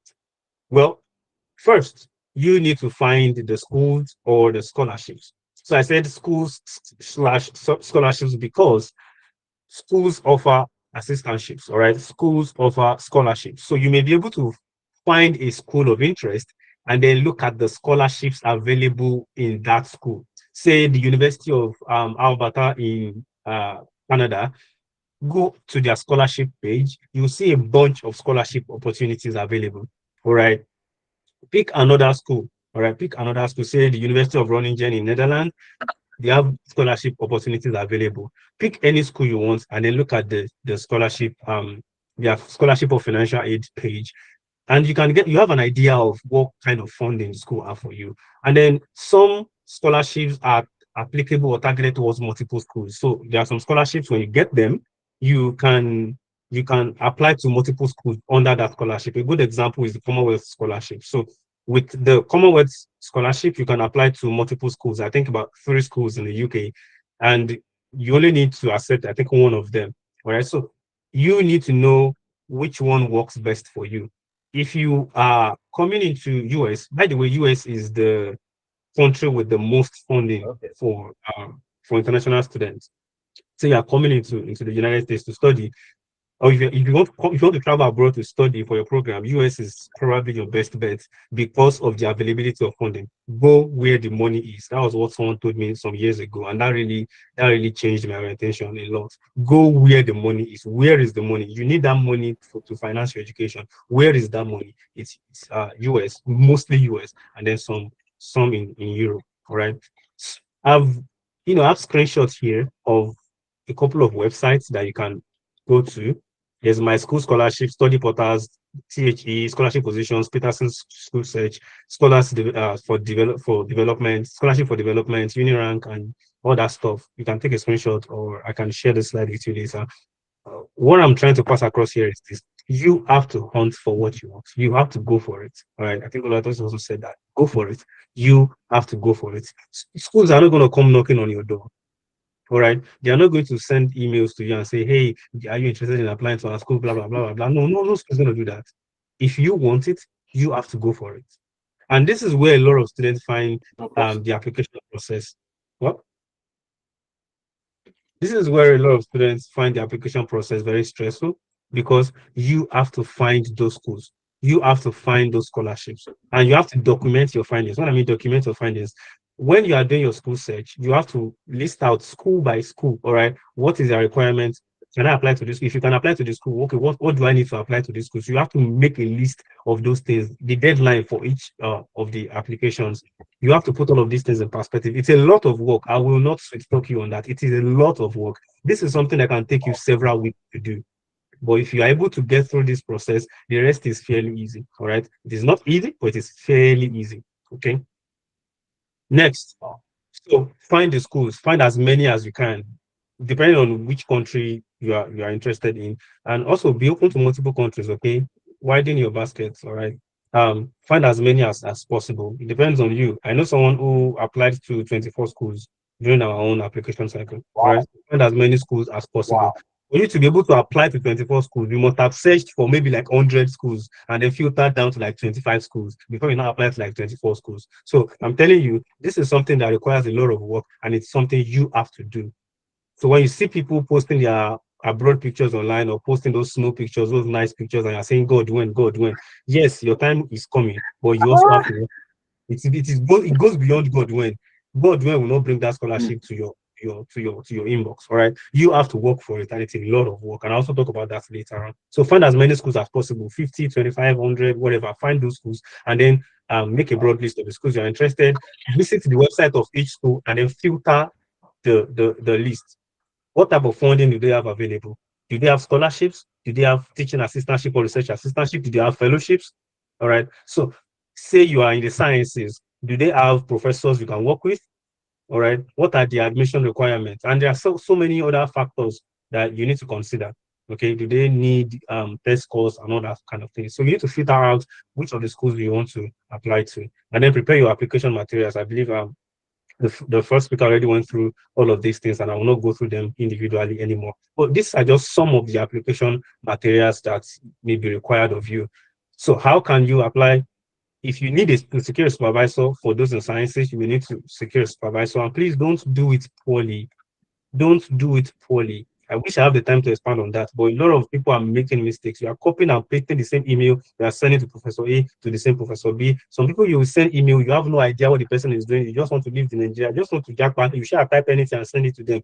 You may not get responses that way. You may not get favorable responses that way. You are hurting your chances too.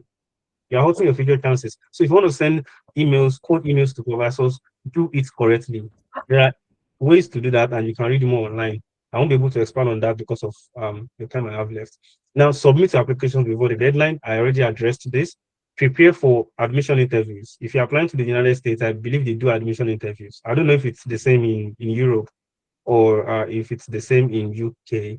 I know I've gotten admissions from UK before. I got admission to Oxford in 2021. I think Reading University. There was another university I got admission to in UK, and they did not request for admission interview. But depending on where you're applying to, you may need to prepare for admission interviews. Once after the admission interviews, you generally get your admission offers with funding if the application is successful, and then you accept the offer, and then you start your study abroad. So that covers the first two boxes I showed you earlier. Now, going towards wrapping up my presentation with the few minutes I have left now, I'm going to share some nuggets with you. Okay. I've said a lot of things, and those things are really condensed. Okay, they are really, really condensed. There is more to it. There's more to applying to grad school than a 20, 25, 30 minutes presentation. Okay. I want you to know that scholarship is a combination of both favor and hard work. Favor from God. Okay. God blessing your applications. God favoring you getting those good responses from potential supervisors, you seeing schools you want, you submitting, getting good recommendation letters. So there's favor at play here also. But then there's also hard work. This is something I tell people a lot. There's also hard work, emotional, physical, financial. All right. It takes a lot of things to make this scholarship hustle a profitable one for you. Okay. It takes a lot of hard work. You cannot sleep on it. You cannot sleep on it. It takes you working from time to time. And I mean, when I mean working, I mean you doing that school search, you preparing your application materials. Some schools will, if you are in engineering, for instance, they may require you to write GRE. You need to prepare for the GRE. You need to haste the GRE. All right. Some schools require 3 essays. They will tell you, submit your personal statement, submit your statement of purpose, submit your research interest statement, submit your diversity essay. They will ask you for, multiple essays. You have to review your CV, edit your CV, edit.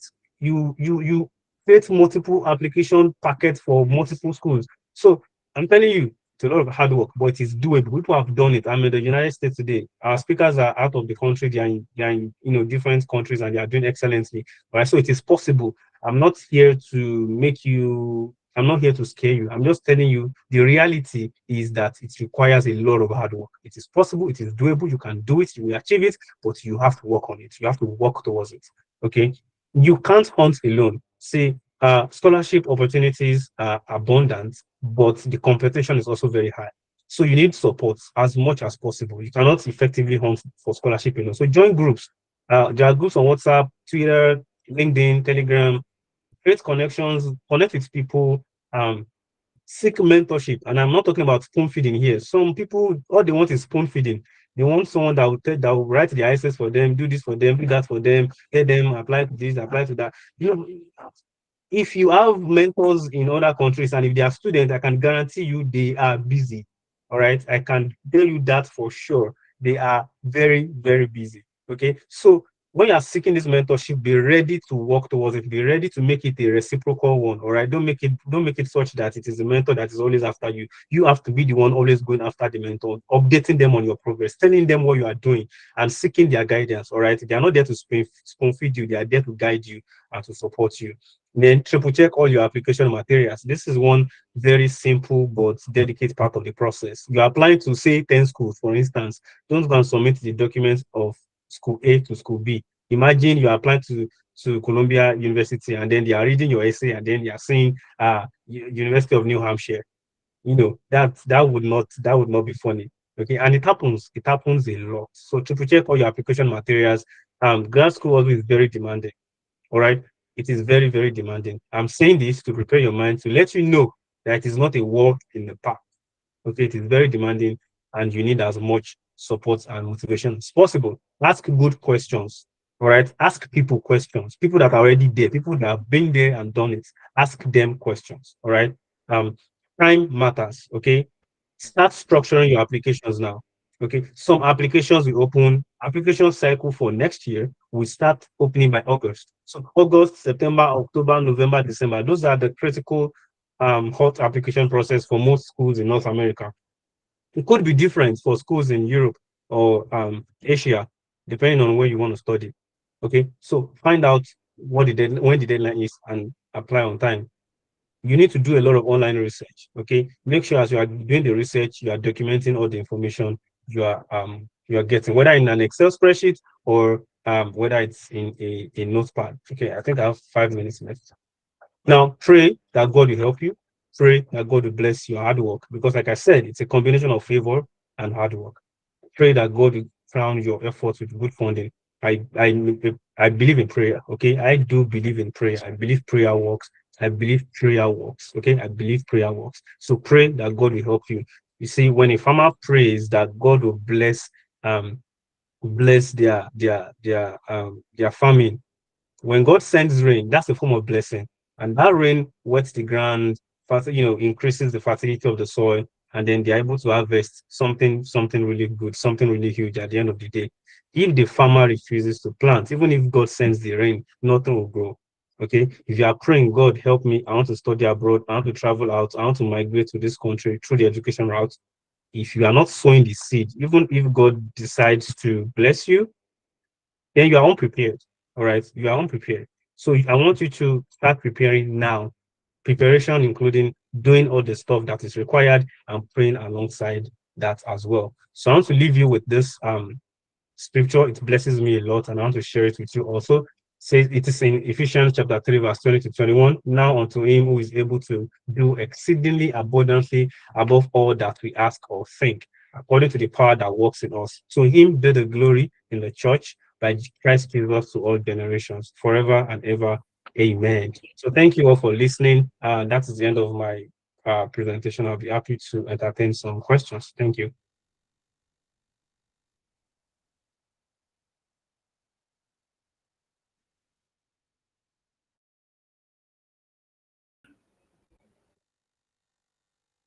Wow, thank you so much, sir. Can you hear me? Thank you so Yes, much, you're sir. welcome. Thank you for the valuable insight and resources you share with us Wow, tonight. We are so grateful. Thank you, that's sir. that's very beautiful. Thank you so much, Mr. Ezekiel. My We are pleasure. pleased to have you. We are blessed to have you in our midst. I mean, if you are just joining this call, I can't say that you are too late. I mean, a lot of us here, we are Yoruba guys, and our mothers would say, "Any to ba ori ofe, no basing." So when you meet the Yes, sir. benediction in a church service, you still meet the service. Actually, our speakers have spoken so well. Our first speaker was Mr. Oluwagbemiro from has spoken so well.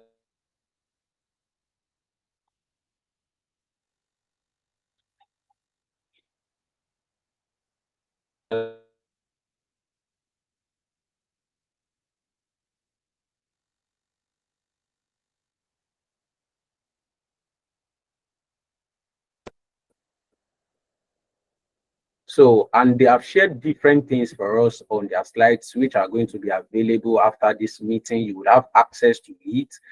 And I have said earlier that if you have any question, you can do well to send them through the in-call message. Olamide, who is my co-host, is going to note those questions, and we are going to trash them out during the panel session and the answer session. So thank you so much, everyone, for joining. We still have a few minutes left before the anyone that should be part of this conversation. We are both on YouTube as well. So please send those links out, invite those friends, call those friends, and please, everything that they have shared, make sure you note them. I mean, Mr. Ezekiel said scholarship is not free money. It is not that these countries do not need their money and they want to give it out. It's an investment into you. So you have to put in the work, you have to do the work, you have to show that you are valuable, you have to show that there are benefits that these schools that you're applying to, you have to show that there are benefits that they would derive from you. So it's this investing into your potential. So thank you so much, everyone. So we are going to be heading straight to the panel session and the question and answer session. But before we do that, we are going to read the profile of our last speaker. She's not having a particular session, but she's going to join the panel session. So we are going to take our profile, then we would have the panels.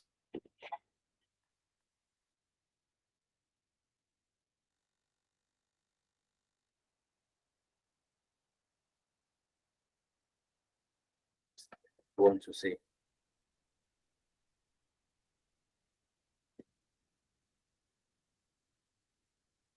Hello. Yeah, Olamide. Can you hear me? Okay. Yes. Can you hear me? Yeah, okay. we can. Oluwasayo Opeyemi Oyeyemi is a lover of God and also a fashion designer.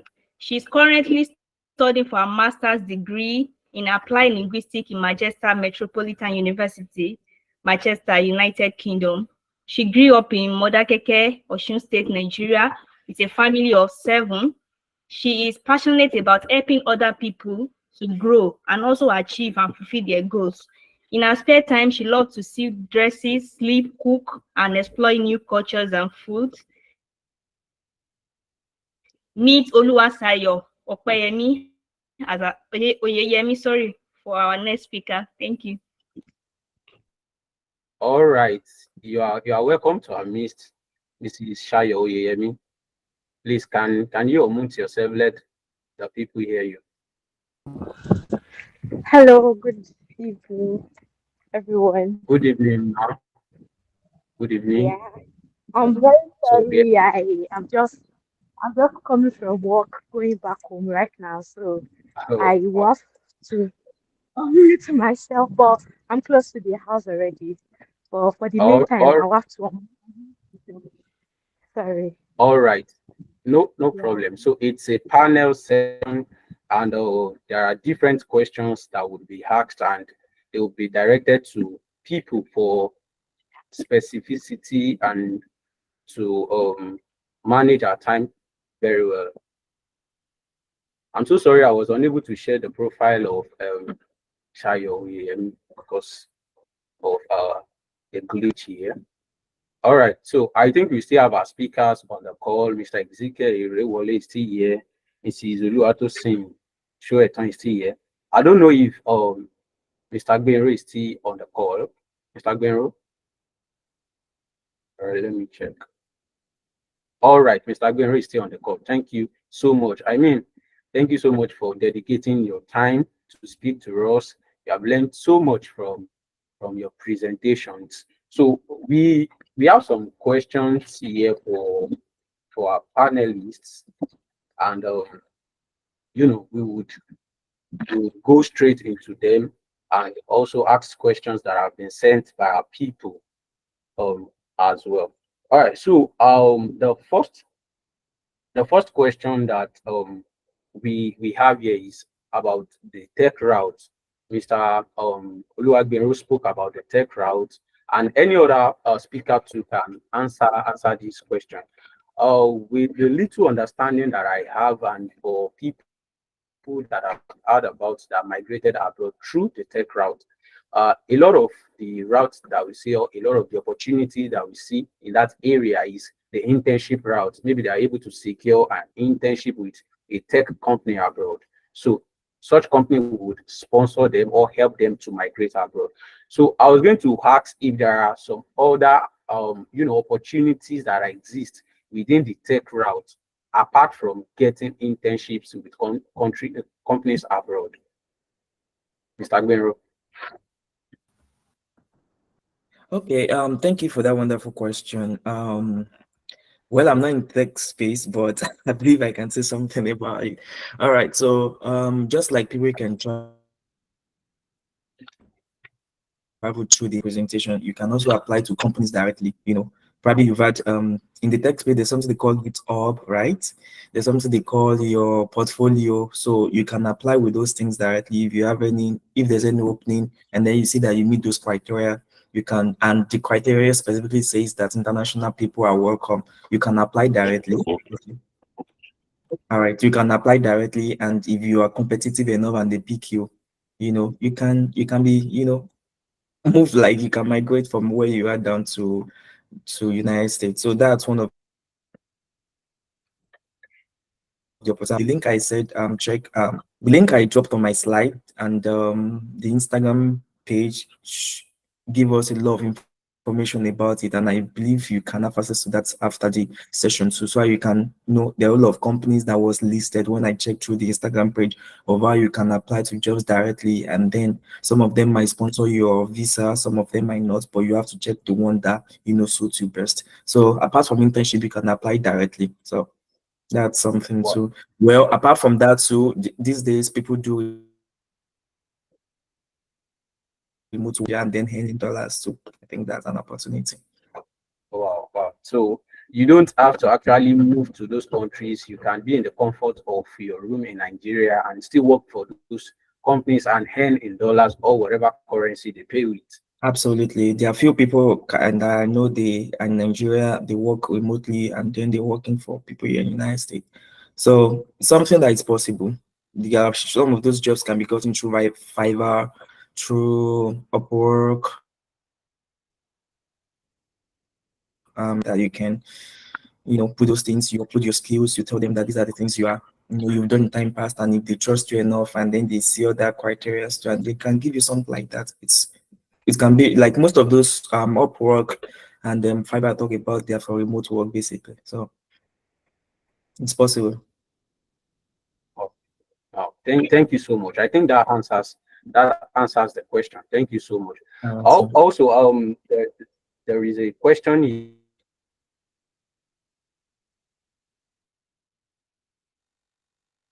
going to direct to Mr. Ezekiel. I think he was the one that spoke around social media, around that.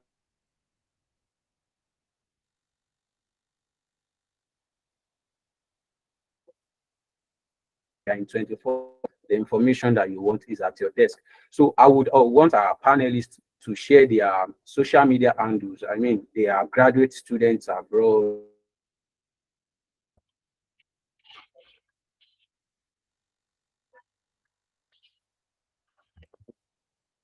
And they have their platform, these opportunities that are whether in their school, in their lab, in their country generally, and having access to their social media platform will do us a great good. So I want them to share their social media platforms, whether YouTube, whether Twitter, the X, Facebook, Instagram, or even if they have YouTube channel. I think that's what is even common now. People now create content on graduate school or migration abroad on their YouTube channel. So if we can explore that as well. So Mr. Ezekiel, please go first, sir. Your social media platforms. Okay, so if I'm available on LinkedIn. I think that's the most appropriate for that purpose. So if you search for Ezekiel Rewoli on LinkedIn, I was trying to drop the link in the chat, but some Google Meet is not allowing me to do that in one straight line. Anyways, so if you search for Ezekiel Everybody on LinkedIn, you can see me there. I am also on Instagram, but my Instagram is just for flex and fun. Now, people have reached out to me on Instagram and I have responded to them, but grad school wise, I think LinkedIn is the best place to start. And if I see that you are very serious, and I mean that in a very respectful way, because not everyone is serious with this purpose. If I see that you are very serious, then I can bring you to WhatsApp because that's much closer. So I can attend to your message on the fly. But for now, you can start with LinkedIn. Okay. Thank you so much. And by the way, I follow you on LinkedIn and Instagram. Oh, Mr. Oluwagbero. Oh, okay. I think just like Boy Security said, I think LinkedIn will be the best way to go about it too. So let's start from there. My handle is, you can just type my name on LinkedIn, Oluwagbero Adesoloro, and then connect with me. And then I see that, just like you said, this thing has to do with trust, and then has to do with your commitment into it. And then we can bring it to something like more closer, maybe WhatsApp, Instagram, and other things. Well, I'm also on Instagram, but Instagram is not like professional, it's just for LinkedIn is more professional, so that should be fine. My name, you can just type my name on LinkedIn. Okay. Yeah. Okay. Thank you, sir. Thank you, sir. Mrs. Oluwatosin, can we have your social media handles? Hello, Mrs. Tosin. She's still on the call. Yeah, I'm there. Okay, on LinkedIn, All right. Oluwatosin Timileyin Michael. That's my name. Oluwatosin Timileyin Michael. Let's just keep it to LinkedIn. My Instagram, like they've said, it's more of general. Yeah, so LinkedIn, Oluwatosin Timileyin Michael. Instagram, Oluwatosin_Timi, same thing as Twitter. Then Facebook, Oluwatosin Timileyin Michael too. Thank you.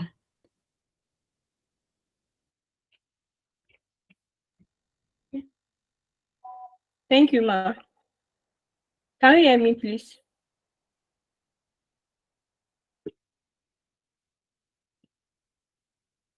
Yes, we can hear you. Okay, I think we have a lot of questions through our income messages. We have some questions We here. have any connectivity issues? All right. Okay, the first question we have here is that after I made my choice of study while in secondary school, I discovered passion for another thing that is not within my faculty. The only advice I was given now is to write another whole level and go for it after my first degree. But education system here in Nigeria is not even encouraging. I don't understand the way the person put the question, but So maybe the person is trying to. I think the person might be speaking of different fields. Maybe the person was an art student in secondary school and later got admission to study philosophy.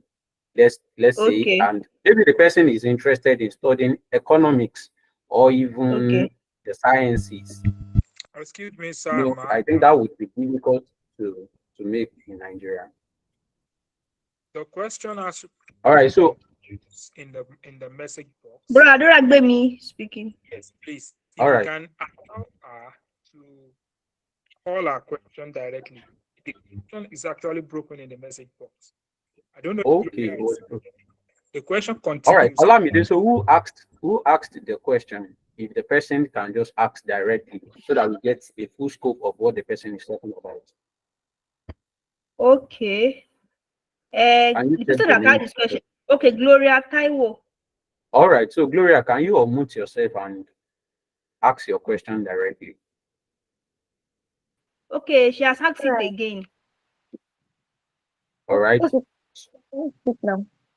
So Gloria, we can hear you. Good evening. All right.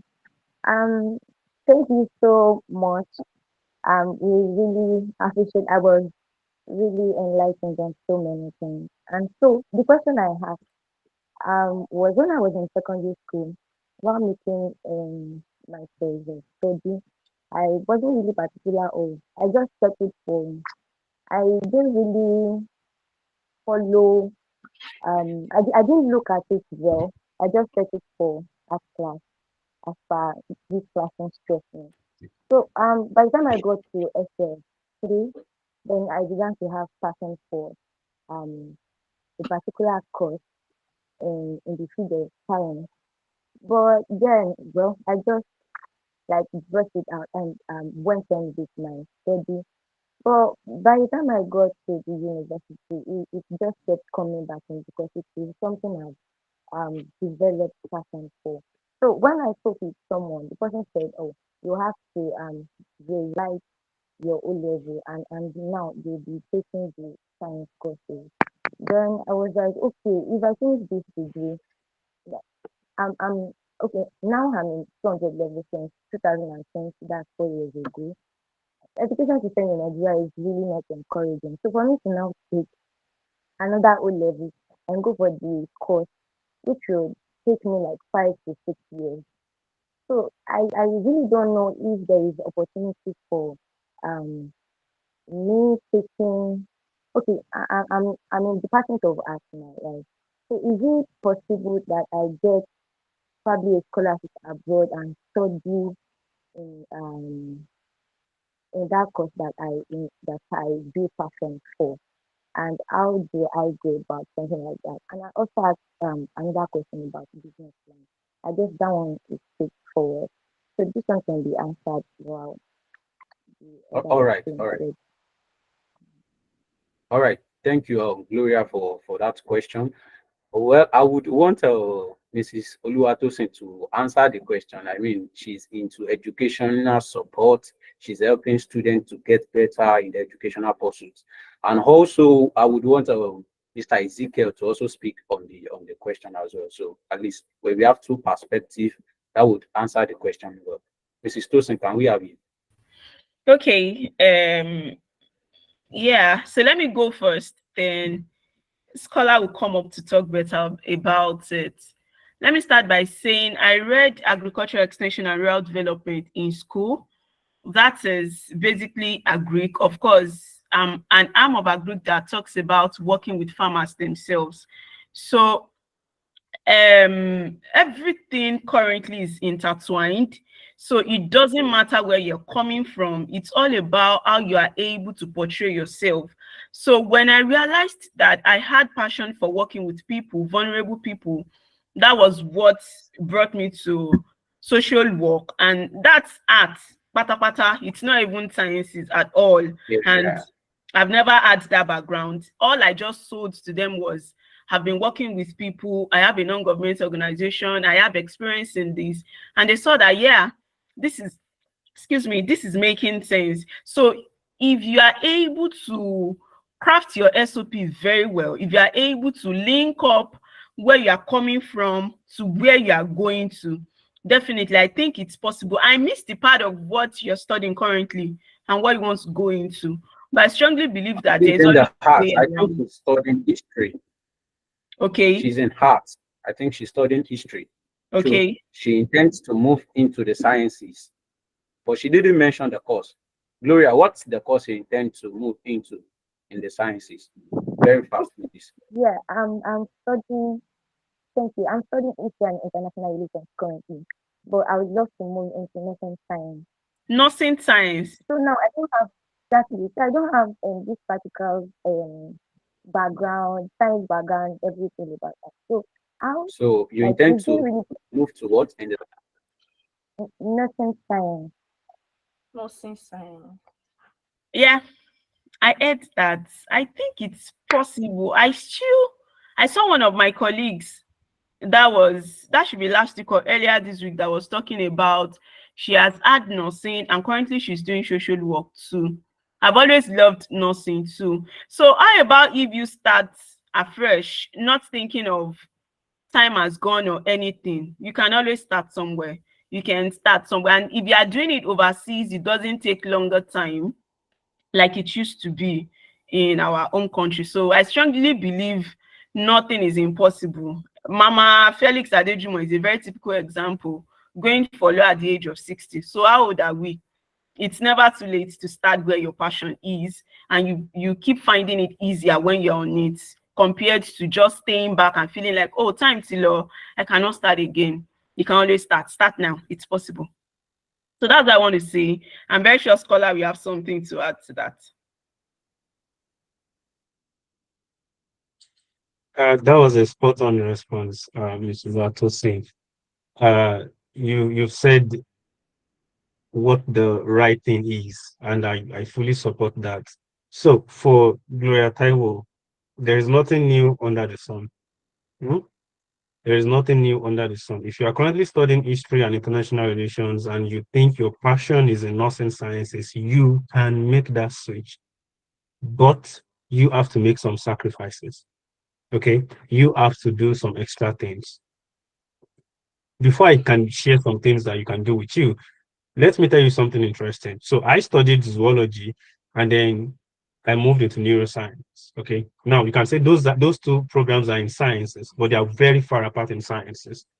I know someone who was a senior colleague who graduated, he defended his PhD in neuroscience last year. This person studied piano performance for his bachelor's. Piano performance. What's that and about? From piano performance, okay, he went to a PhD in neuroscience. So that is to tell you that anything is what is possible as long as you are willing to work towards it. So I'm not just going to give you all talks and no strategy. So this is what you can do. I assume that you are currently an undergraduate student and you are in the Department of History and International Relations. How far along are you? Are you in your second year, your first year, your fourth year, your final year? What year are you currently? She's in second year. Second year. So, like Mr. Latosin said, my third year in school, 3.5 years. your second year in the program, right? Yes. Yes, in the program. Okay, yeah. So there are multiple options depending on what you want to do. Okay, you can either decide to start afresh, like what Mr. Latosin said, by going into nursing practices, or you can write SAT and apply for nursing programs abroad. Now, that would require you to get some preliminary nursing training online. There are diploma programs, certificates programs in nursing. So when you get the theoretical aspects first, and you can use that to build up your profile, you can write SAT. You will need tutorials, a lot of tutorials, but it is possible. Okay, write SAT, pass the SAT, and then go for your BSN, Bachelor of Science in Nursing abroad. That is possible. If you want to start from Nigeria, you might need to go to a nursing school. Okay, so maybe finish your history and international relations and then go straight into nursing school. There are nursing schools in Nigeria, or you can go and read about the requirements for getting into nursing schools in Nigeria, and then you can go for that. I'm not in that field, so I may not be able to give you specific information, but I'm trying to tell you that it's possible, but you have to make some sacrifices. Okay, either you pause now and then go to nursing school, or you finish this program, get graduate diploma program certificate in nursing, and then apply for nursing programs abroad. So it is possible. And to even give you some motivation, nursing is a hotcake in the United States. They are looking for nurses. All right, they are looking for nurses. And another thing you can do, which means, all right, so I've not explored this before, it just dropped in my mind, and you may need to go read more about it and get appropriate counsel, is you can apply for some nursing / care professionals in Canada. So Canada just announced another program where anyone coming into the country as a care professional gets permanent residency on arrival. So as you're entering Canada, they are giving you permanent residency. So you can apply for the care professional. I don't know if you will qualify. So you need to do a lot of study. Apply for those kind of things. Get there, start your work, and then start your BSc afresh. So while you are doing the care professional job, you can then start your BSc in nursing afresh. So there are multiple opportunities, but you have to do a lot of consultation, a lot of studying, and I'm not an expert in that field, so I can't even offer one. So you have to do a lot of digging. I hope that helps. I hope that is something you can work with. Wow. Thank you so so much, much, Mrs. Oluwatosin and Mr. Ezekiel. So Olamide, you can continue. with the questions. Okay, the next question said, you mentioned in some schools one can do PhD without doing masters first. How do I know if I should do my master first or maybe you should do his master first or go straight for PhD? That's the question. So I think it was Mr. Oluwagbenru that spoke about that. Can you just answer the Yeah, absolutely. I can answer, and I think if Bro Ezekiel to want to share something on it, he can, put further insight. So how do you know? It depends on you. It depends on your goal. Can you hear me? Yeah, we can. All right. Number one, it depends on your goal. Like, what do you want to do with the master's or your PhD? So, like, what's your long-term goal? For example, now, if you want to become a professor, it's very important that, or you want to, you're a professor, then emeritus professor, going into academia, it's very important that you get a PhD. But if you are not going to academia per se, there's opportunity for you to go into the industry. Well, PhD might not be necessary as such. So it depends on your long-term goal concerning that kind of study. So that's one thing you need to consider. All right. So and then the other thing is that if you want to just satisfy your curiosity, and expand more into your project, or you want to build more of your research experience, then I think PhD is more, is the option for you of research, because PhD has more research compared to masters. So if you want to do that, I think PhD is the option. So it depends on you. What do you want? All right. So if you want to go to academia fully, you want to become a professor, you want to become a lecturer, then PhD is a must. There's no is a must. You just have to get it. But if you don't care about academia, you just want to have advanced degree so you can go into the industry, fine, you might want to settle at master's level, but it depends on what you want. If you want me to answer it further, probably you can just specify what you want. Then I can get it further. All right, I think that Please mute answers the yourself. question. Mute Mute yourself, Mr. Bayo. Bayo, mute yourself. Mute yourself, please. Mute Say yourself. more you. Hello, Mr. Bayo. Please mute yourself, please. Mute yourself. Please, if there is any other thing you want him to speak about, just send the in-call message. And that noise was too much. All right, so Thank you so moving much. forward, I think Mrs. Shayo Oyemi should be at home now. Mrs. Shayo Oyemi, are you still on the call? Yeah, I'm available All right right, now. it's nice to have you. Sorry, we had to wait for some moment for you to get home and get settled. Thank you so much for joining the Oh, call despite your busy schedule. All right, so I have a question from my hand here for you, Mrs. Oyemi. So I would want you to, it's just like furtherly speaking on what Gloria asked, though it's a bit different. I would want to ask you for students that are currently in the university in Nigeria. I know on this call we would have students currently in the university, and they hope to sometimes take their graduate studies abroad as well. So what would you tell them to focus on? I mean, there was a time you were in the university in Nigeria, and maybe looking back, there were some things that you did while in the university that actually helped your graduate study now. So what are those things that you would advise them to focus on? okay. Good evening, everyone. It's nice Good evening, ma'am. speaking with you people, and it's nice being at home again. I really miss you guys. So on the question, um, for you to focus on, um, sorry, can I get the question again, please?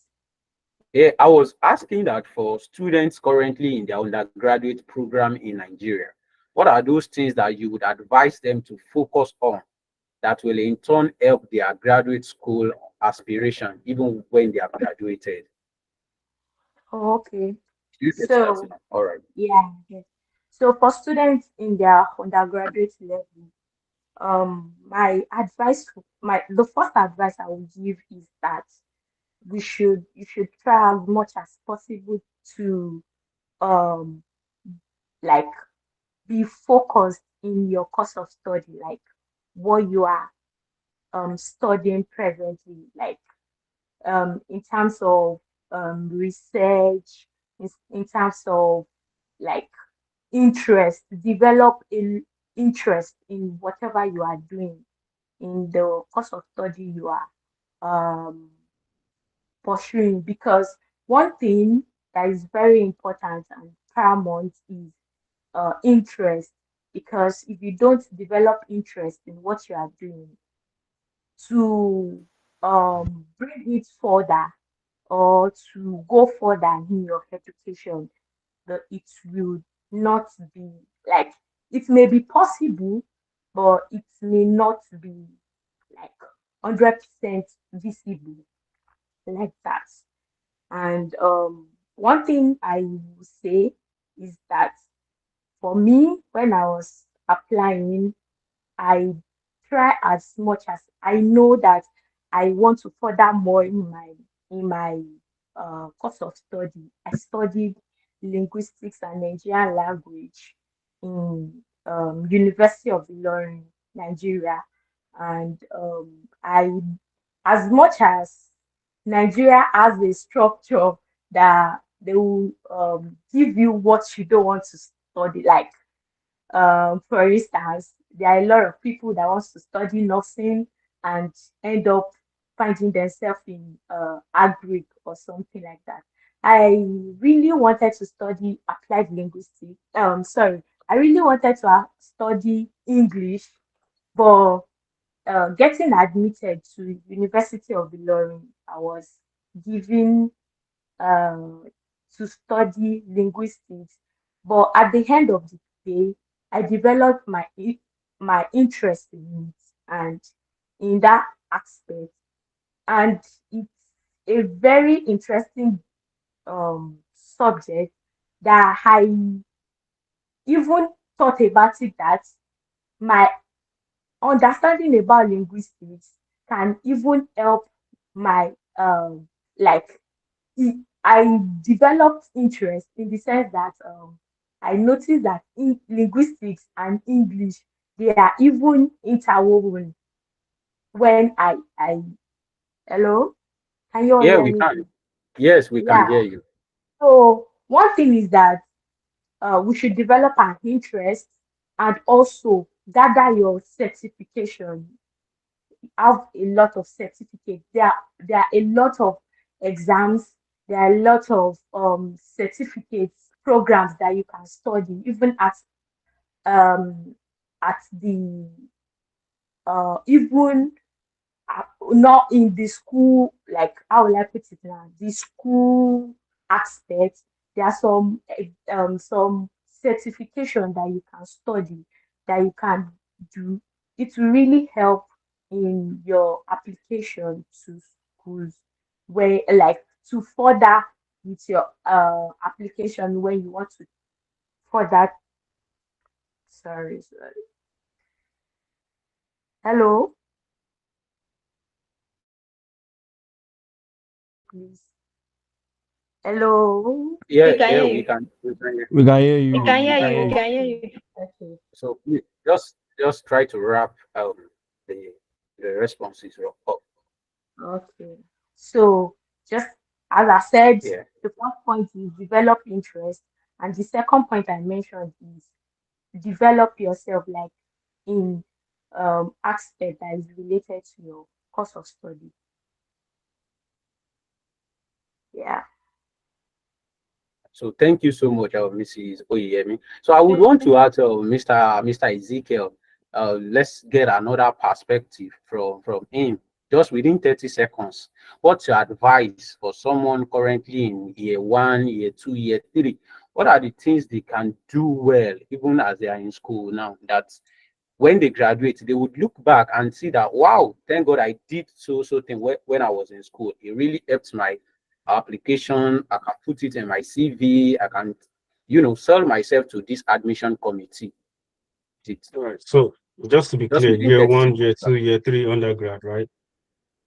Yes, sir. Okay. So first thing, be very be close to your lecturers, at least four of them. Now, close is relative, please. I have very short time to answer this. When I mean close, professionally close, make it a two-way relationship, right? Be there for them, let them be there for you. All right. So if they need help with grading, you can assist them if possible. If possible, okay. What the goal I'm trying to achieve here is make sure that by the time you graduate, you can easily walk into the office of at least 4 lecturers and say, "Sir, I'm applying to 10 schools abroad, and I need your recommendation letters." Okay, because you will need those recommendation letters. Okay, so be as valuable to them as possible. 2, take online courses relating to where you are going to. For instance, I knew right from my year 4 that I would be applying for my PhD in neuroscience or master's in neuroscience, whatever. I just need graduate school in neuroscience. So I started taking courses in neuroscience, and those courses really helped me. Those are the 2 major things. Okay. Start working on your documents. Start your school search now. You have enough time, all right? Start now and get mentorship. I know someone one of my mentees just recently graduated from Bachelor's of Science in Chemical Engineering OAU, and he has already started gathering some of his application materials. So you can also do that. Thank you. Wow. Thank you so much, Mr. Ezekiel. That's wonderful. Though that would lead me to another question that I've had in mind before. So I would want to ask that before, it escaped my mind because I didn't put it down. So I would want you, I think, Mr. Ben,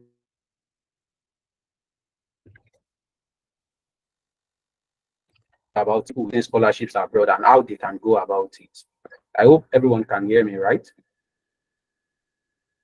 Actually, can you come again? I think I missed part of the question. All right. So I said I want you and Mr. Ezekiel to actually speak shortly on this question that I want to ask.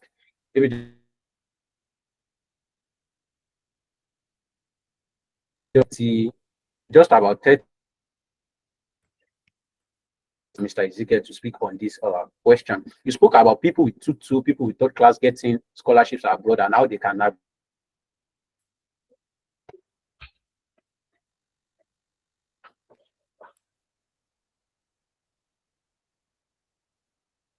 Process.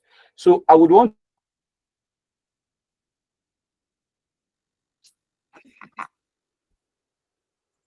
because you would get to learn some of the things in their lab and all of that. So I want to ask, for people that have graduated and they didn't have a good relationship with their lecturers while in school, what's the way out for them, since they also have the ambition of studying abroad? I mean, I graduated from the university last year, and some of the things that some of my friends spoke about when we were writing our project or when we were writing the final year exam was they just want to write the exam and leave the school. Nigeria universities can be tough, it can be very tasking. Many people hate their lecturers and all of that. So for people that have graduated and they were not close with their lecturers while on campus, how can they navigate this whole process of getting recommendation letter or speaking about the experiences they have with any lecturers while in school? Okay, do you want me to go first or Ezekiel first? You first, sir. Okay, all right. That's a very tough question, very good question, actually. So left to me now, I will say now, fine. If I thought you didn't have any relationship with any professor, you will at least with your supervisor. At least he or she, maybe where some supervisor can kind of, but at least, or your HOD, irrespective, to be able to give you a recommendation letter, right? Irrespective. And then your part advisor, at least those three, your part advisor, they were the people that in charge of your level, I mean, each level, like level 1, level 2, part 1, part 2, part 3, part 4, they have special advisors. So he or she should be able to give you recommendation at least. And then your HOD, irrespective, they are the people, at least that should be worst case if you don't have any relationship. So now you've graduated and then you are interested in this thing. First thing, what I would say is that if you can find your way around it to reignite the connection, or maybe sign up for a kind of internship with them, you just want to work in the lab to gain more research experience, or you can just, walk to the office one of these days to just say hi to them, not with the intention of probably want to, hack anything, building up relationship with them from scratch. It's one of the ways you can actually go about it. At least you will with your supervisor, at least worst case scenario, you should be able to walk into his office to say hi and build the relationship with them, and then find a way to get more research experience, and if possible, publish some of your your undergraduate thesis. That's one of the ways you can actually start this process, gaining more research experience, and then try to ignite the relationship with them, either with your HOD or with your part advisor, with some of your professors in the department. And then internships, you can look somewhere else to apart from your school. I believe maybe you are yet to go for your NYC. If there's any way you can do it in such a way that you can be posted to a school or a research lab with that, have new kind of connection with their people that can recommend you. That's another way you can go about it. For example, specifically now, all this information I did not know it when I was doing my undergrad, so I'm in this kind of truth, so I should explain better. So when I finished my NYC, I went back to AU to sign up for 3 months with one of my professors to have research experience. So I was with him. I had to do some research work. I signed up as research assistant. That was after my NYC. So all this information I didn't have access to it during my undergrad. And then when I did that, some of the research that I did, I was able to publish some of them, which added to my application, which I added to my application. So that's some of the ways I, navigated those things. I never had these things. So if you are probably about to go for your NYC, you can find a way to be posted to a school where you can gain or research institution where you can gain more research experience. That one will add value to your CV and then to your application, and then start taking online courses. That one will really be helpful. As many of them, as many as possible on what's the name of this Allison course on Coursera, as many as possible. Exactly. Start taking online courses, and then for the recommendation to try as much as possible. Well, it can be kind of very sour at first, but with God's wisdom, so I think it's what you should be able to navigate. So it can be as bad as that for you not to start from the scratch by building relationship with your recommenders, and that's what I would say. I don't know if Bro Ezekiel has anything to add. All right, sir, Bro Ezekiel. Yeah, so like you said, it's a tough one. It's a very tough one, and you really did justice to it. See, I was nodding my head that that's excellent. That's really excellent. Thank you. You've already graduated, and you did not have that really good relationship with your previous lecturers. There are people that you can still walk to their office, all right? You can be direct about it. Walk to the office with a basket of gifts or something, and then, sir, I know when I was a student here, I messed up real bad, blah, blah, blah, blah, blah. I was this, just crucify yourself. I said, now that I've graduated, so I sorry. realized that those were really childish days, and now I see that there's more to life than all the things I've been doing, and I realized that I actually need people's help, people like you. I do need a recommendation letter for this school that I'm applying to. I intend to do this. Share your future plan with them. Say, I brought this token of gift. I know you are very busy. So if you don't mind, I can prepare a draft alongside my CV for you. So here's a draft. Here's my CV. Here is what I've done so far. If it's okay with you, you can, use that draft as a starting point to write letters of recommendations for me. Like I said, it may be difficult, but it's something you have to do. Another alternative is look within your church, right? Do you have lecturers in your church? Talk to those lecturers, okay? What you need is academic references, all right? So as long as they are doctors, professors, they can write the letters for you. But please, if you are submitting 3 letters of recommendations or 4 letters of recommendation, please, at least 1 or 2 should come from your department. If they are checking all your letters of recommendation and none of them is from your department, that's going to wave a big red flag to them. That nobody in your department is able to recommend you. That might be a red flag. So it may be difficult, but you have to do it. Go and reconcile with your lecturers, all right? Because you need them. You need them. That will help you. Amen. That's my answer. Man. And then on the flip side, sorry, something just came to my mind. On the flip side, for people that are still in school and they didn't have good relationship with their supervisor, just like Bro Ezekiel, start building it. Instead of you running away doing probably holiday, you can just stay with them for a month. Just be around them, either by helping them with research work. They want to go for one meeting, carry their bags, the way students to do. At least build that relationship. Don't run away. Some of them can be scary. Well, I had the kind of experience, but it's fine. For the good ones, at least in the department, there will be more than 13 professors. 13 of them can't be that bad, all right? At least for the ones you know they're kind of filled, start building relationship with them. Specifically for people that are still in school, work on that aspect, building that relationship, build that kind of research experience with them. Have as many of them, as many as possible. Start having online, doing a lot of online courses, and this will really be helpful. It will just like a smooth journey. By the time you are just done with undergrad, then you have all those things in place just for you to apply. So it will be helpful. Wow, thank you so much. So Olamide, because of our time, Thank you, sir. exhausted a whole lot Brother, of our time. So, yeah, Olamide, from your end, let's quickly go over the questions and so please just direct the questions to. We have some questions here. Maybe we should just go through it. Yeah, please. Okay. Someone sent a question to the income message. I think we should treat the question. The question is that, please, I need clarification on the possibility of dependents, particularly one spouse, for postgraduate studies in the US. I need clarification on the possibilities of dependents, particularly one spouse, for postgraduate studies in the US. Please, our speaker can answer the question. Any of our speakers from the US, just one person.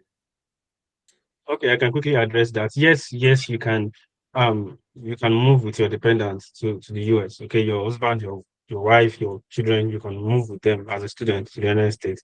It requires strategy though. Some people move at once. I will not recommend that for some reasons. I think the best strategy is you go alone first. All right. So if it is just you, it makes things easier to convince the view that you are not running away. And you can easily say, I have kids and I have wife and kids back home. I'm not running away from the country, and you can convince the visa officer, and that's a very strong home ties. Then after like 6 months, you can now process the visas for them, your spouse and your children. They can come and meet you. If it is just you and your spouse, you don't have any kids yet, then you might probably be able to process both the visa for yourself and for your wife or for your husband, as the case may be, if you have sufficient proof of fund, meaning that they are depending on you, so you should be able to take care of them. Your scholarship does not cover them. You need to be able to take care of them. So if you have the money for it and you can prove that you have the money for it, then it's possible. So yeah, people do it a lot of time. That's not a problem. Thank you so much, depends on the country sir. though. US, yes. UK, I heard it's a different story in the UK right now. So Thank you so much, sir. The next question goes thus. Please, my question goes to the speaker from US. I've seen some applicants being rejected visa despite having secure scholarship. I want to know the things one would need to to prevent this from happening. She said, I think the person said, I've seen some applicants being rejected visa despite having secure scholarship. I want to know the things one would need to avoid to prevent this from happening. Please, do we understand the question?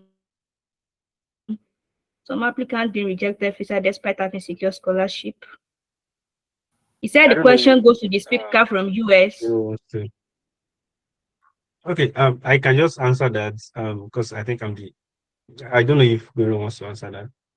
So depends on the kind of funding they get. So when you when you go to the embassy or to the consulate and you want to you apply for visa and then they're interviewing you for the visa, there are things they check. They check for whether you're a legitimate student, whether you have enough funding for the program you are going to, and whether you have strong home ties. Okay. So even if you are a legitimate student, your admission letter is legit, your I-20 is legit, everything is legit.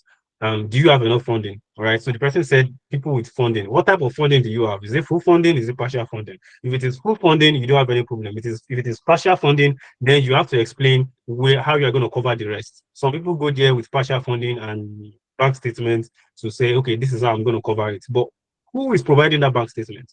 Some people say their uncle somewhere. Why would your uncle leave his family and then want to fund your own study? So you need to be able to defend it. The challenge is if you don't have full funding, if you have partial funding, you need to be able to justify who is paying and why are they paying for that remaining or that deficit. If it is your family, say your dad, your mom, your sister, your brother, like your direct family, that's fine. You don't really have any problem. But if it is extended family, say your uncle, your aunt, your cousin, then you need to be able to solidly justify why they are paying for your education. And then the last thing is home ties. Some people don't really establish very strong home ties. So when it comes to visa interviews and all that stuff, that's a whole new process on its own. If you know somebody who has been rejected, let the person get counsel. All right. People do mock interview, mock prep. We've seen people that were rejected first time, they got it second time. Some people were rejected 2 times, they got it the third time. So it is possible for them to get it, but they need to be prepared and they need to consult people. All right. So that's the short answer I have for that. Thank, thank you so much, sir. Thank you so much, sir. Another question from here say, how possible is it to secure admission abroad without English proficiency test? How possible is it to secure admission abroad without English proficiency tests? One of the speakers to answer, please. Okay, I think I can talk about that too.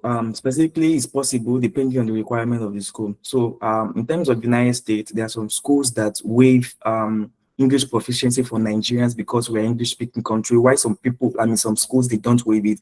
So that's more reason why you need to know the specific requirements of the school you're applying to. Some of them might exclude Nigeria, and I've seen cases where some schools they exclude Ghana and they didn't exclude Nigeria. That is, they require Nigerians to do it while they exclude Ghana and other African countries. So it's specific to nations here now or our country. So you need to know, the specific requirements of each school. Either in Canada, I think it should be the same to know in the European countries too. But in the United States, it's very possible they can waive it for Nigerians, and some schools will say specifically Nigerian to write it. So it's specific. You just need to know the school you're applying to and the criteria. And perhaps you can get send email to the graduate coordinator, admission coordinator of the school you're applying to, and saying blah blah blah, I'm from Nigeria and applying. Is this a requirement or is it waived for Nigerians, something like that? So I think they should prefer more insight into that. So that's it. I don't know if Borisika wants to say anything to Roy. Okay, I will be talking about UK in that aspect. Yeah, it is possible to get admitted into universities in UK without proficiency test. As the first speaker said, I don't know his name, sorry, pardon me, I don't know your name. As he said,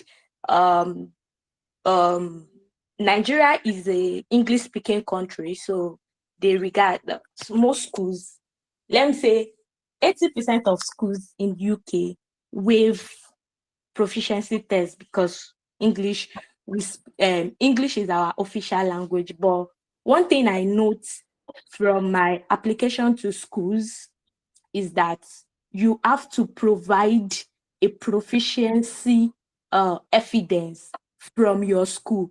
Like you have to go to your school, like your undergraduate school, you have to go there and request for a letter of English proficiency. With that, there is no need for you to write English proficiency examination, the IELTS and all that. There is no need.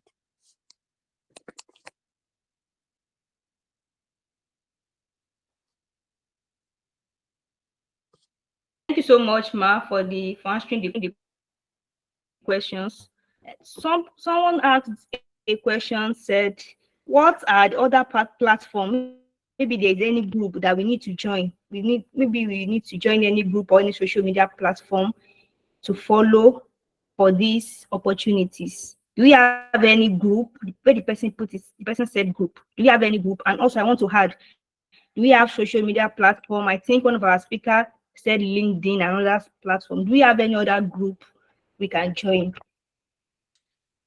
Twitter and LinkedIn for now. When you connect with people on Twitter and LinkedIn, then you may have access to their WhatsApp groups.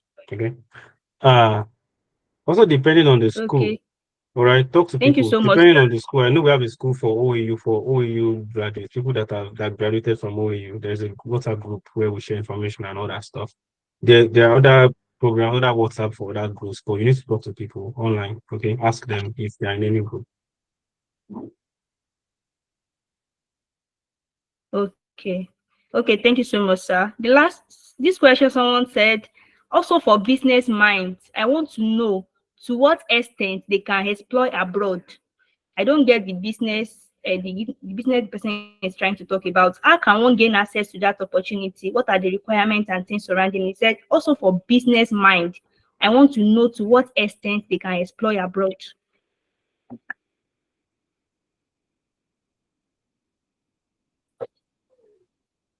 For business mind.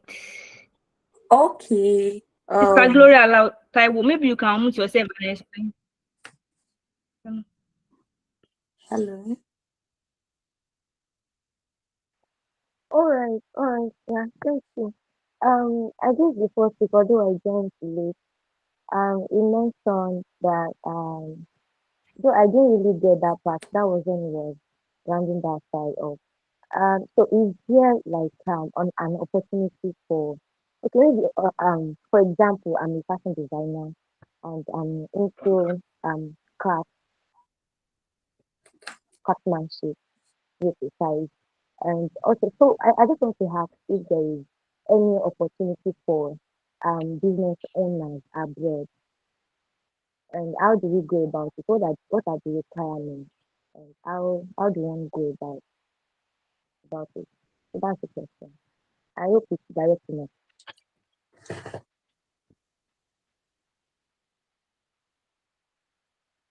Hello. Hello. Yeah. Yeah. I hope you got my question.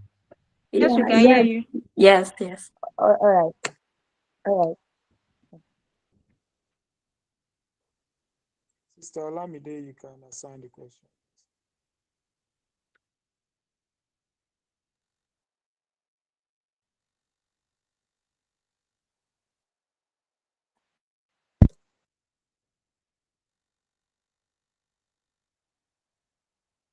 Hello.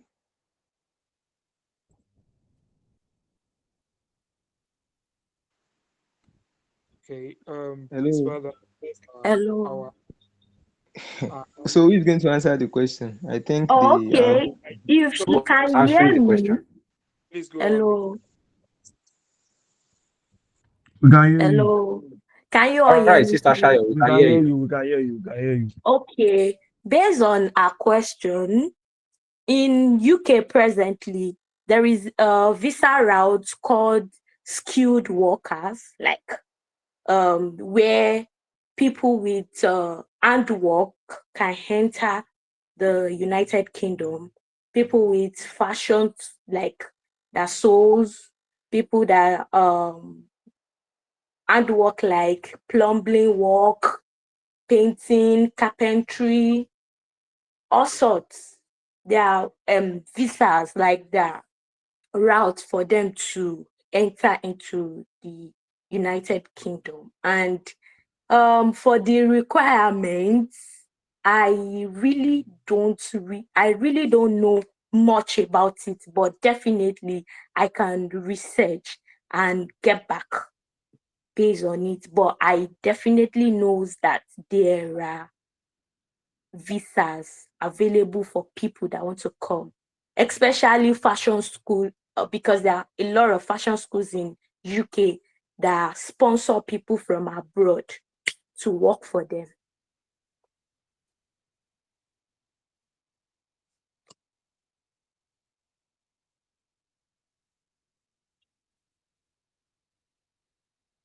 Hello. All right, so we get that. Thank you for the response. Olamide, are you still on the call, please? All right, so I think she's not on the call. So I will direct this. Hello, I hope everybody can hear me, right? Yes, we can hear you. All right, thank you. So I would direct this question to Mr. Oluwagbero. I think he spoke about proficiency exams, and though they've asked questions around that, I think someone also asked a question for better clarity. I think some people are mixing English proficiency exam like IELTS, TOEFL with GRE. So I just want them to like speak on it. While IELTS or TOEFL is for English proficiency, what is GRE for? And can the two be used in place of each other? If I don't have IELTS, can I use GRE instead? Or can I do without the two exams and still apply to graduate school, especially in North America?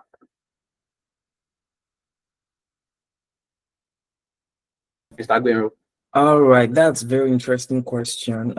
So GRE and TOEFL or IELTS, they are different exams, okay? Why IELTS and TOEFL, they represent English proficiency test. GRE is graduate record examination.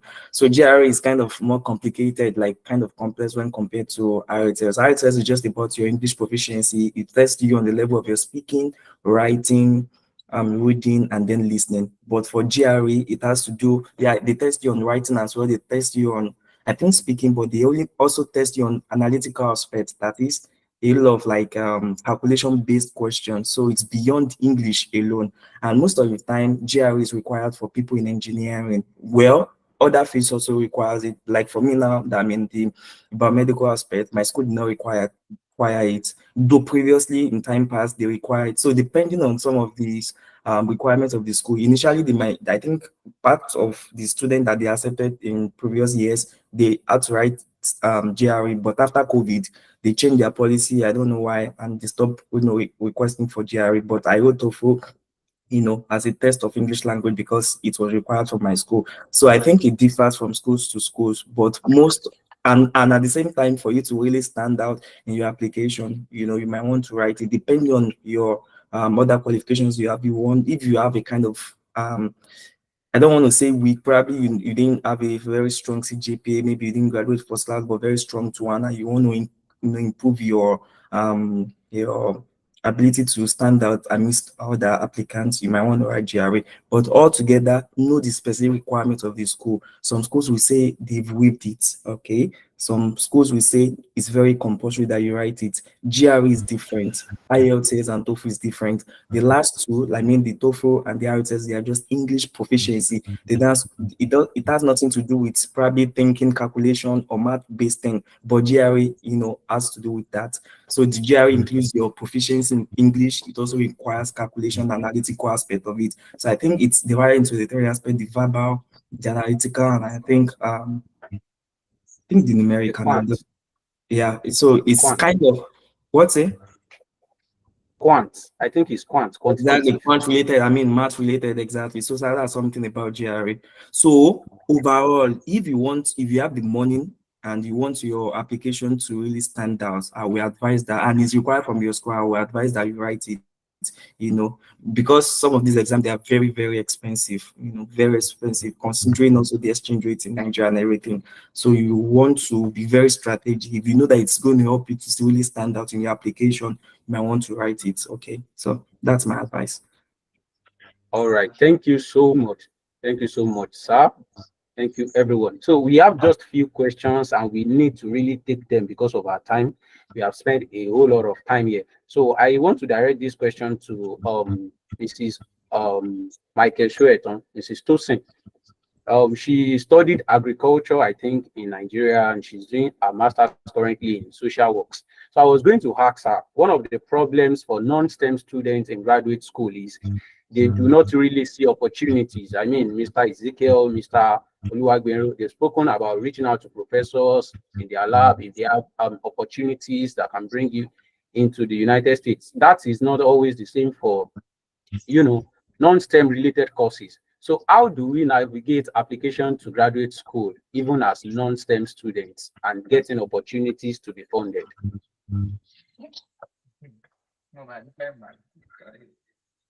Hello, Mrs. Oluwatosin, are you still on the call?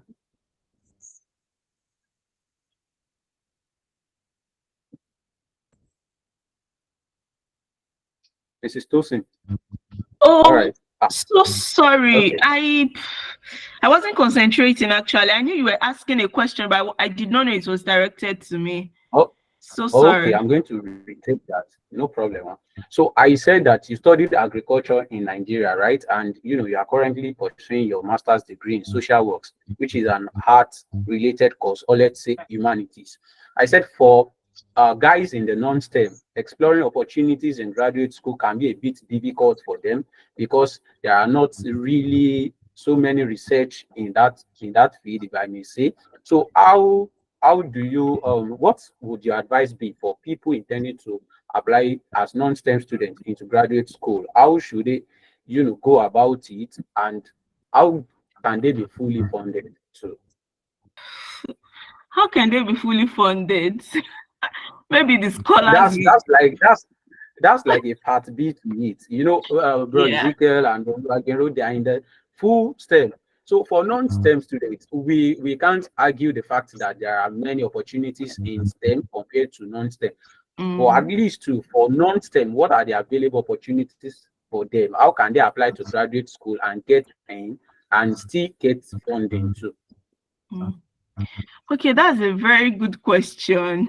Let me answer to the best of my understanding. I know some scholarships that sponsor some courses, but to the best of my knowledge, my course is a 2-year course, that's social work. So I couldn't really get any scholarship for that. But I remember that when I was applying, I got some schools in US that gave me maybe like 50% scholarship. But assuming I had taken that, I would still be spending a lot of money, and that's why I just had to stick to UK. So sometimes when you are trying to check for opportunities, just know what you're going for. Let me start from there. Know what you're going for. Know how best you can go about it. Count your cost at the beginning. If they've stated that there is no funding, like you've seen it very well, people have said it's no funding here. You may just want to check out very well before you delve into it to ensure that you don't waste the precious time that you'll be using to put forward the application. So that's the first thing. Other than that, I know there are still many other scholarships, funding for non-STEM courses too. A guy, what's the guy studying? Maybe AI or something. He told me he actually got scholarship. Of course, it wasn't full. It was partial funding. So at least that was better off than some of us that had to pay the full amount of money. And we cannot also underestimate the power of cold emails. Go ahead and send the emails. The worst they would say is no, we are not funding you. And thank God they cannot even see you physically. And these people, they are generous with words. They might not even abuse you. Not like the people on our side that they'll be like, funding no, these people are not like that. Go ahead and launch out into the deep. The worst that will come to worst is we are not funding, or maybe it has closed, or currently there's no opportunity for scholarship, but still go ahead and send the emails. So I'll leave the part B to the scholars to help take care of that. Thank you, because I'm not on scholarship. So thank you. All right. Is there any of our scholars from the US that wants to add to that? I can quickly just chip a thing or two to that. So if you are not in STEM, you can target teaching assistantship. So schools in the US, they have teaching assistantship. I know someone here who is funded for Masters of Fine Arts, MFA, someone that is funded for literature and literary studies. I know someone who graduated with Masters in French, funded. Another person, PhD, French, funded. Someone in educational leadership, funded. So there are lots of people. Someone in accounting, funded. People doing language studies, all right, arts generally. Oh, PhD, history, funded, graduated this year. So lots of people. I know someone else, linguistics, masters, graduated this year, funded. So there are funding for non-STEM too. It is true that there are more funding for STEM, but there are funding for non-STEM too. You most likely do teaching assistantships, right? You teach courses and all that stuff, but yes, you can get funding. And like what Mr. Latosin said, be shameless about it, all right? Fire those applications, right? Be top notch, ask questions, send emails, get mentorship, seek help, and you will get it. So it is possible. Don't say, I'm not in STEM, my options are limited. No, you are not. You're only the one doing yourself. So wake up. Wow. Thank you so much, Mr. Ezekiel. So there is this question as well. We will quickly take it because we are actually out of time, and I'm going to direct it to Mrs. Chayo and Mr. Oluwagbero. I want to get a diverse perspective to it. The question says that what actually made the application of our speakers stood out when they applied? Looking back at your application, can you say it was something that you did during the application that made it stood out? Maybe it was your SOP, it was the format of your CV, it was content of your CV, or anything really. So what made your application stood out when you applied to these schools abroad? Mrs. Shayo. Okay. Oh, okay. So when I was applying to this school I'm in presently, I delve into making sure that my CV was okay enough, like academically okay enough, and also the SOP. It's very like sharing. It's very detailed about what exactly I wanted to do in the course, and I would try and just say that in your CV, I would try and say something that CV is different from resume. When you are trying to apply to work, is different from applying to schools. So things that CV requires when you are applying to grad school is number one, like you have to give a full details about yourself, as we all know, and also your background study, like the school you went to, everything. It must be in details, and you should try and date everything very well. Like if probably you graduated with first class, you can indicate it. It's also a way of like making you stand out in your in the picking, and also in the part of SOP, which is statement of purpose. You have to be intentional about your SOP.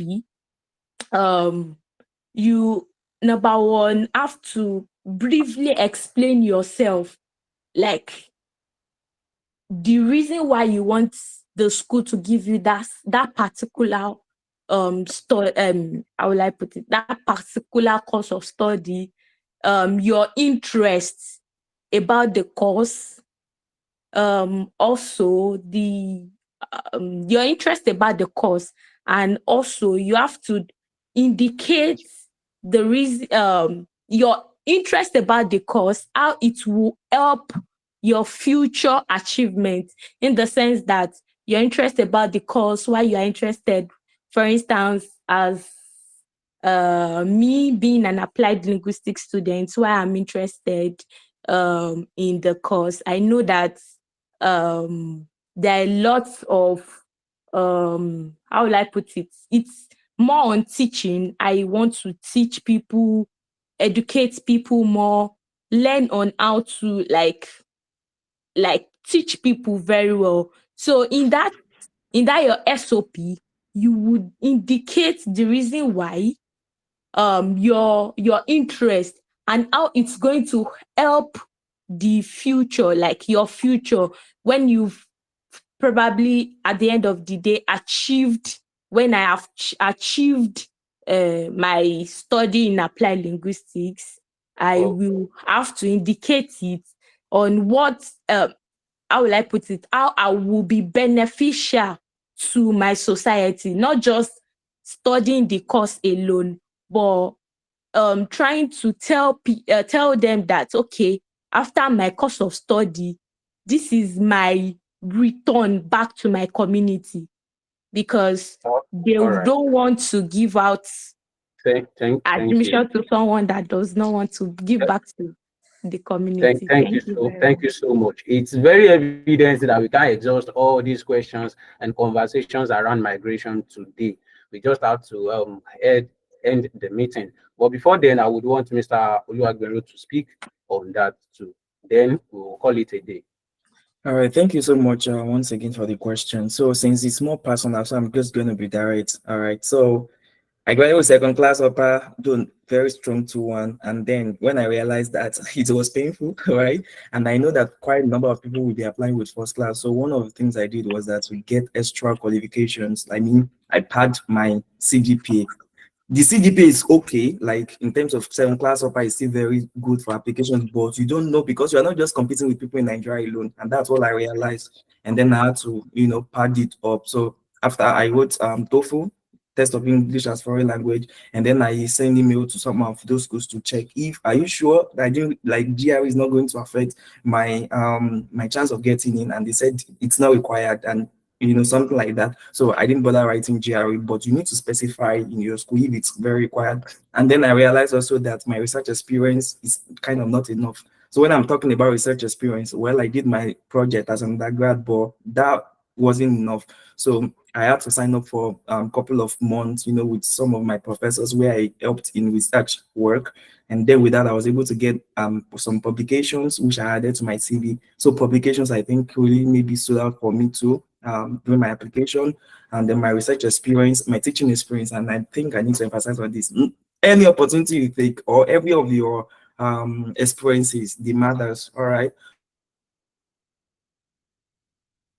So this is why I exposed to a school where I taught, some kids in basic biology and I think mathematics, and I included in my CV that I had teaching experience. And then some of the interviewers asked me that, okay, say you have teaching experience, can you talk about it? And I explained that in Nigeria we have NYC, blah blah blah. I thought, and I was just like, oh, that's very cool. And then probably they were impressed with that. So every of your experience, the matters. I mean, it's very important. Your teaching experience, your research experience, your exams, either TOEFL or GRE, publications, if you're able to do that, if you're able to get one. Online certifications, I have a couple of them too that I added to my CV. And then yeah. And at the same time, I had, circle of people that were really helpful during the application, people that were they read my SOP again and again and again and again. They will send it back. I will rewrite it. I will send it back. Try to edit, to proofread, to make sure everything is so perfect. And I try as much as possible to to lay out my motivations in a clear term, not complicated, and it was so clear. And then during my interview too, I had series of mock interview. Boy, Ezekiel was one of those people that were very helpful at that time. So those are the things I think really start from. So this is not a journey you can do alone. You need a cycle of people that will really help you. Thank you. All right. Thank you so much, Brody Wabero. I'm so sorry for people raising up their hands. We can't take questions again. We are really behind time. So please do well to follow our speakers on their different social media platforms. If you still have any question, the slides they share to us would be available. And this meeting would be available on YouTube as well. You can do well to send the link out to other people that are not part of this meeting. And you as well can watch this meeting over and over again to have a full grasp of what has been discussed. So please, within 5 seconds each for our speakers, I want them to just share just a summary, just give us a take home as we leave this meeting. Just 5 seconds each. Bro Ezekiel, you go first. Okay, I just want to encourage everyone that wants to study abroad that it is possible, right? Your dreams are valid. And I do tell people you deserve a better education system. So if you want to study abroad, I want you to know that it's possible. If you work towards it, you pray towards it, you are going to achieve it. Do not let anything stop you from achieving your dreams, not even yourself. All right. God will help you and God bless everyone. Thank you, everyone, once again for having me. Thank you for the opportunity. Good night, Thank everyone. you so much. Thank you so much. Mrs. Oluwatosin, the take home for everyone. Okay. The Bible says something in Habakkuk chapter 2 that we should write the vision and make it plain. And I would also like to say that if you can dream it, you can achieve it. And it all starts from your mind. Immediately you start feeling like it's not possible, it cannot happen. Definitely, you are saying what you want. Why not change the narration? I know it's possible. I know God will come through. I know this application will scale through. I know I will do it right. I know by cold email will find favor. I know me too, I will travel and everything will turn out for me. Of course, it's not in traveling, in quotes, but as God is leading you, yeah, you can. So keep saying, I can, for it is possible. With God, all things are possible. Thank you so much for the wonderful opportunity. All right. Thank you so much, Mrs. Shayo, the take home for our people.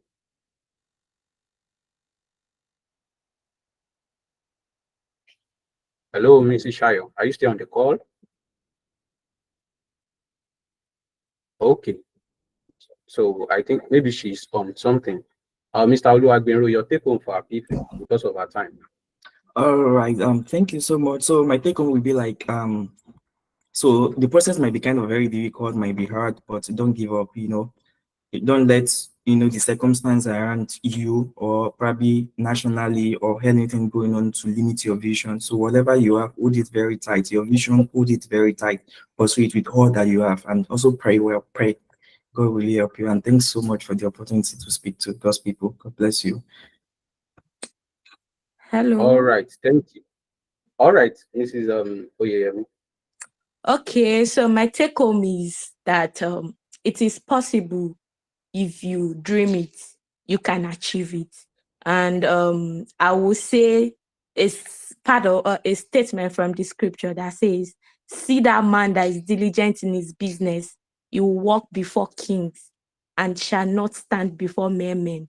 If you are diligent, if you are focused to achieve your aim to study abroad, it is 100% possible, even without even if you are not financially okay, it is very possible.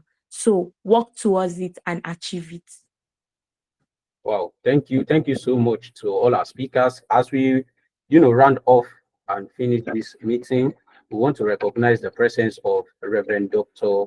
Ayorinde Adedayo. He's also a PhD holder from Obafemi Awolowo University. He's a researcher, and we want him to just take the benediction and also give us a word of encouragement as people aspiring to take graduate courses abroad, explore opportunities in tech routes, in job routes, and different routes that have been mentioned abroad. Reverend Dio. Yeah, good evening, everyone. And Good evening, sir. in fact, I'm so blessed personally because I've learned, and I wish this kind of webinars actually come earlier than this because I was sometimes a victim of illegibility. But we thank God we are where we are by the grace of God. We thank God, and we thank all our leaders, our speakers. The Lord bless you. The Lord prosper your ways. But I actually Amen. have two things to share briefly. Our leaders they really cheated with that we are in tech. Now, if you are in technology, if you are an engineer and you want to travel out, I think there are some softwares that you need to start learning because if you're in engineering, you need to note artificial intelligence, you need to note machine learning because mechatronics and people robotics and the likes. So you need to start learning all these packages. You can start from Python. Python is the main software that you need to learn these days. People are doing a lot of things with Python. But if you really want to go into artificial intelligence, because that's where all the money is in technology, I think you need to start learning your Python and start using it to train softwares that can be used in robotics, in mechatronics, and the likes. So take advantage of that. And also, if you know that you want to start a travel abroad, lecturers, they were talking about they are talking about getting references the other time. If you want to start getting references, you need to start from when during your IT defense. Lecturers start paying attention to students during their defense, IT defense. They want to see how you can present, how you're able to present your findings. And also, even before you go for training, you need to note the details during the training. And also, when you start your proposal, your positional seminars, and then your final seminar. So please, take advantage of all those, and once they discover that you are good at all these things, they will call you near. You won't even need to much to seek for their attention that much because lecturers are now very busy in Nigeria. 70 students, 100 students in a class. How many do I want to attend? Even if I want to attend, if I want nice, there will be times I will be off day, the financial situation, the economics issues. So everybody has a lot of things in their head. But when you distinguish yourself in presentations, in sometimes your academics, but sometimes we don't really note academics. There are some people that are very good in practical research and the likes that are not really sound when it comes to academics. So please take note of all that. And I pray that the Lord will bless you, the Lord will keep you, the Lord will make his face to shine over you, and he will be gracious to you. Everything that you do, the Lord will perfect it in the name of Jesus. The Bible says those who trust in the Lord, they are like Mount Zion that cannot be shaken.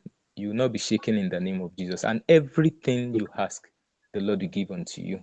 Please don't forget to keep working hard, like our people have said. The Lord bless you. And also to the leadership of the house, the moderators, the Lord bless you. And our president, I salute you. God bless you. Thank you so much, Reverend Dio. We really appreciate your presence. Thank you, Mr. Ezekiel. Thank you, Mr. Gbenro. Thank you, Mrs. Oluwatosin and Mrs. Ayorinde.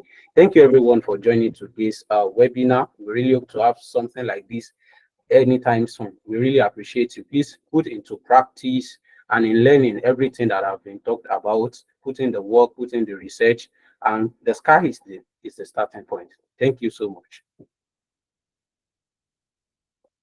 Good night, everyone. Good night. All right, thank you. Thank you. God bless you.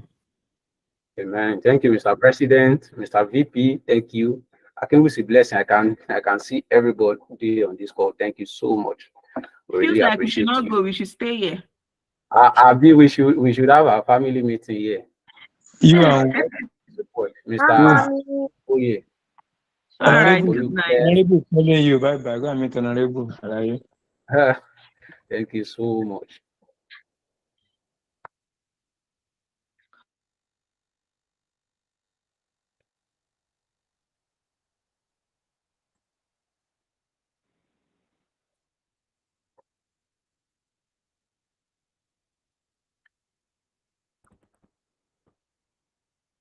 Mr. Daniel Oyesho.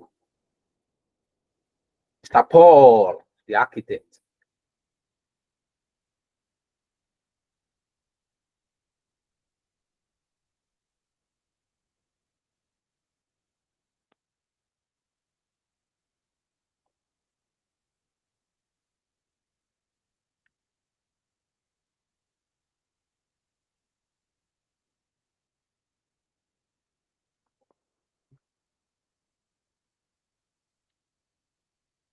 And this thing already.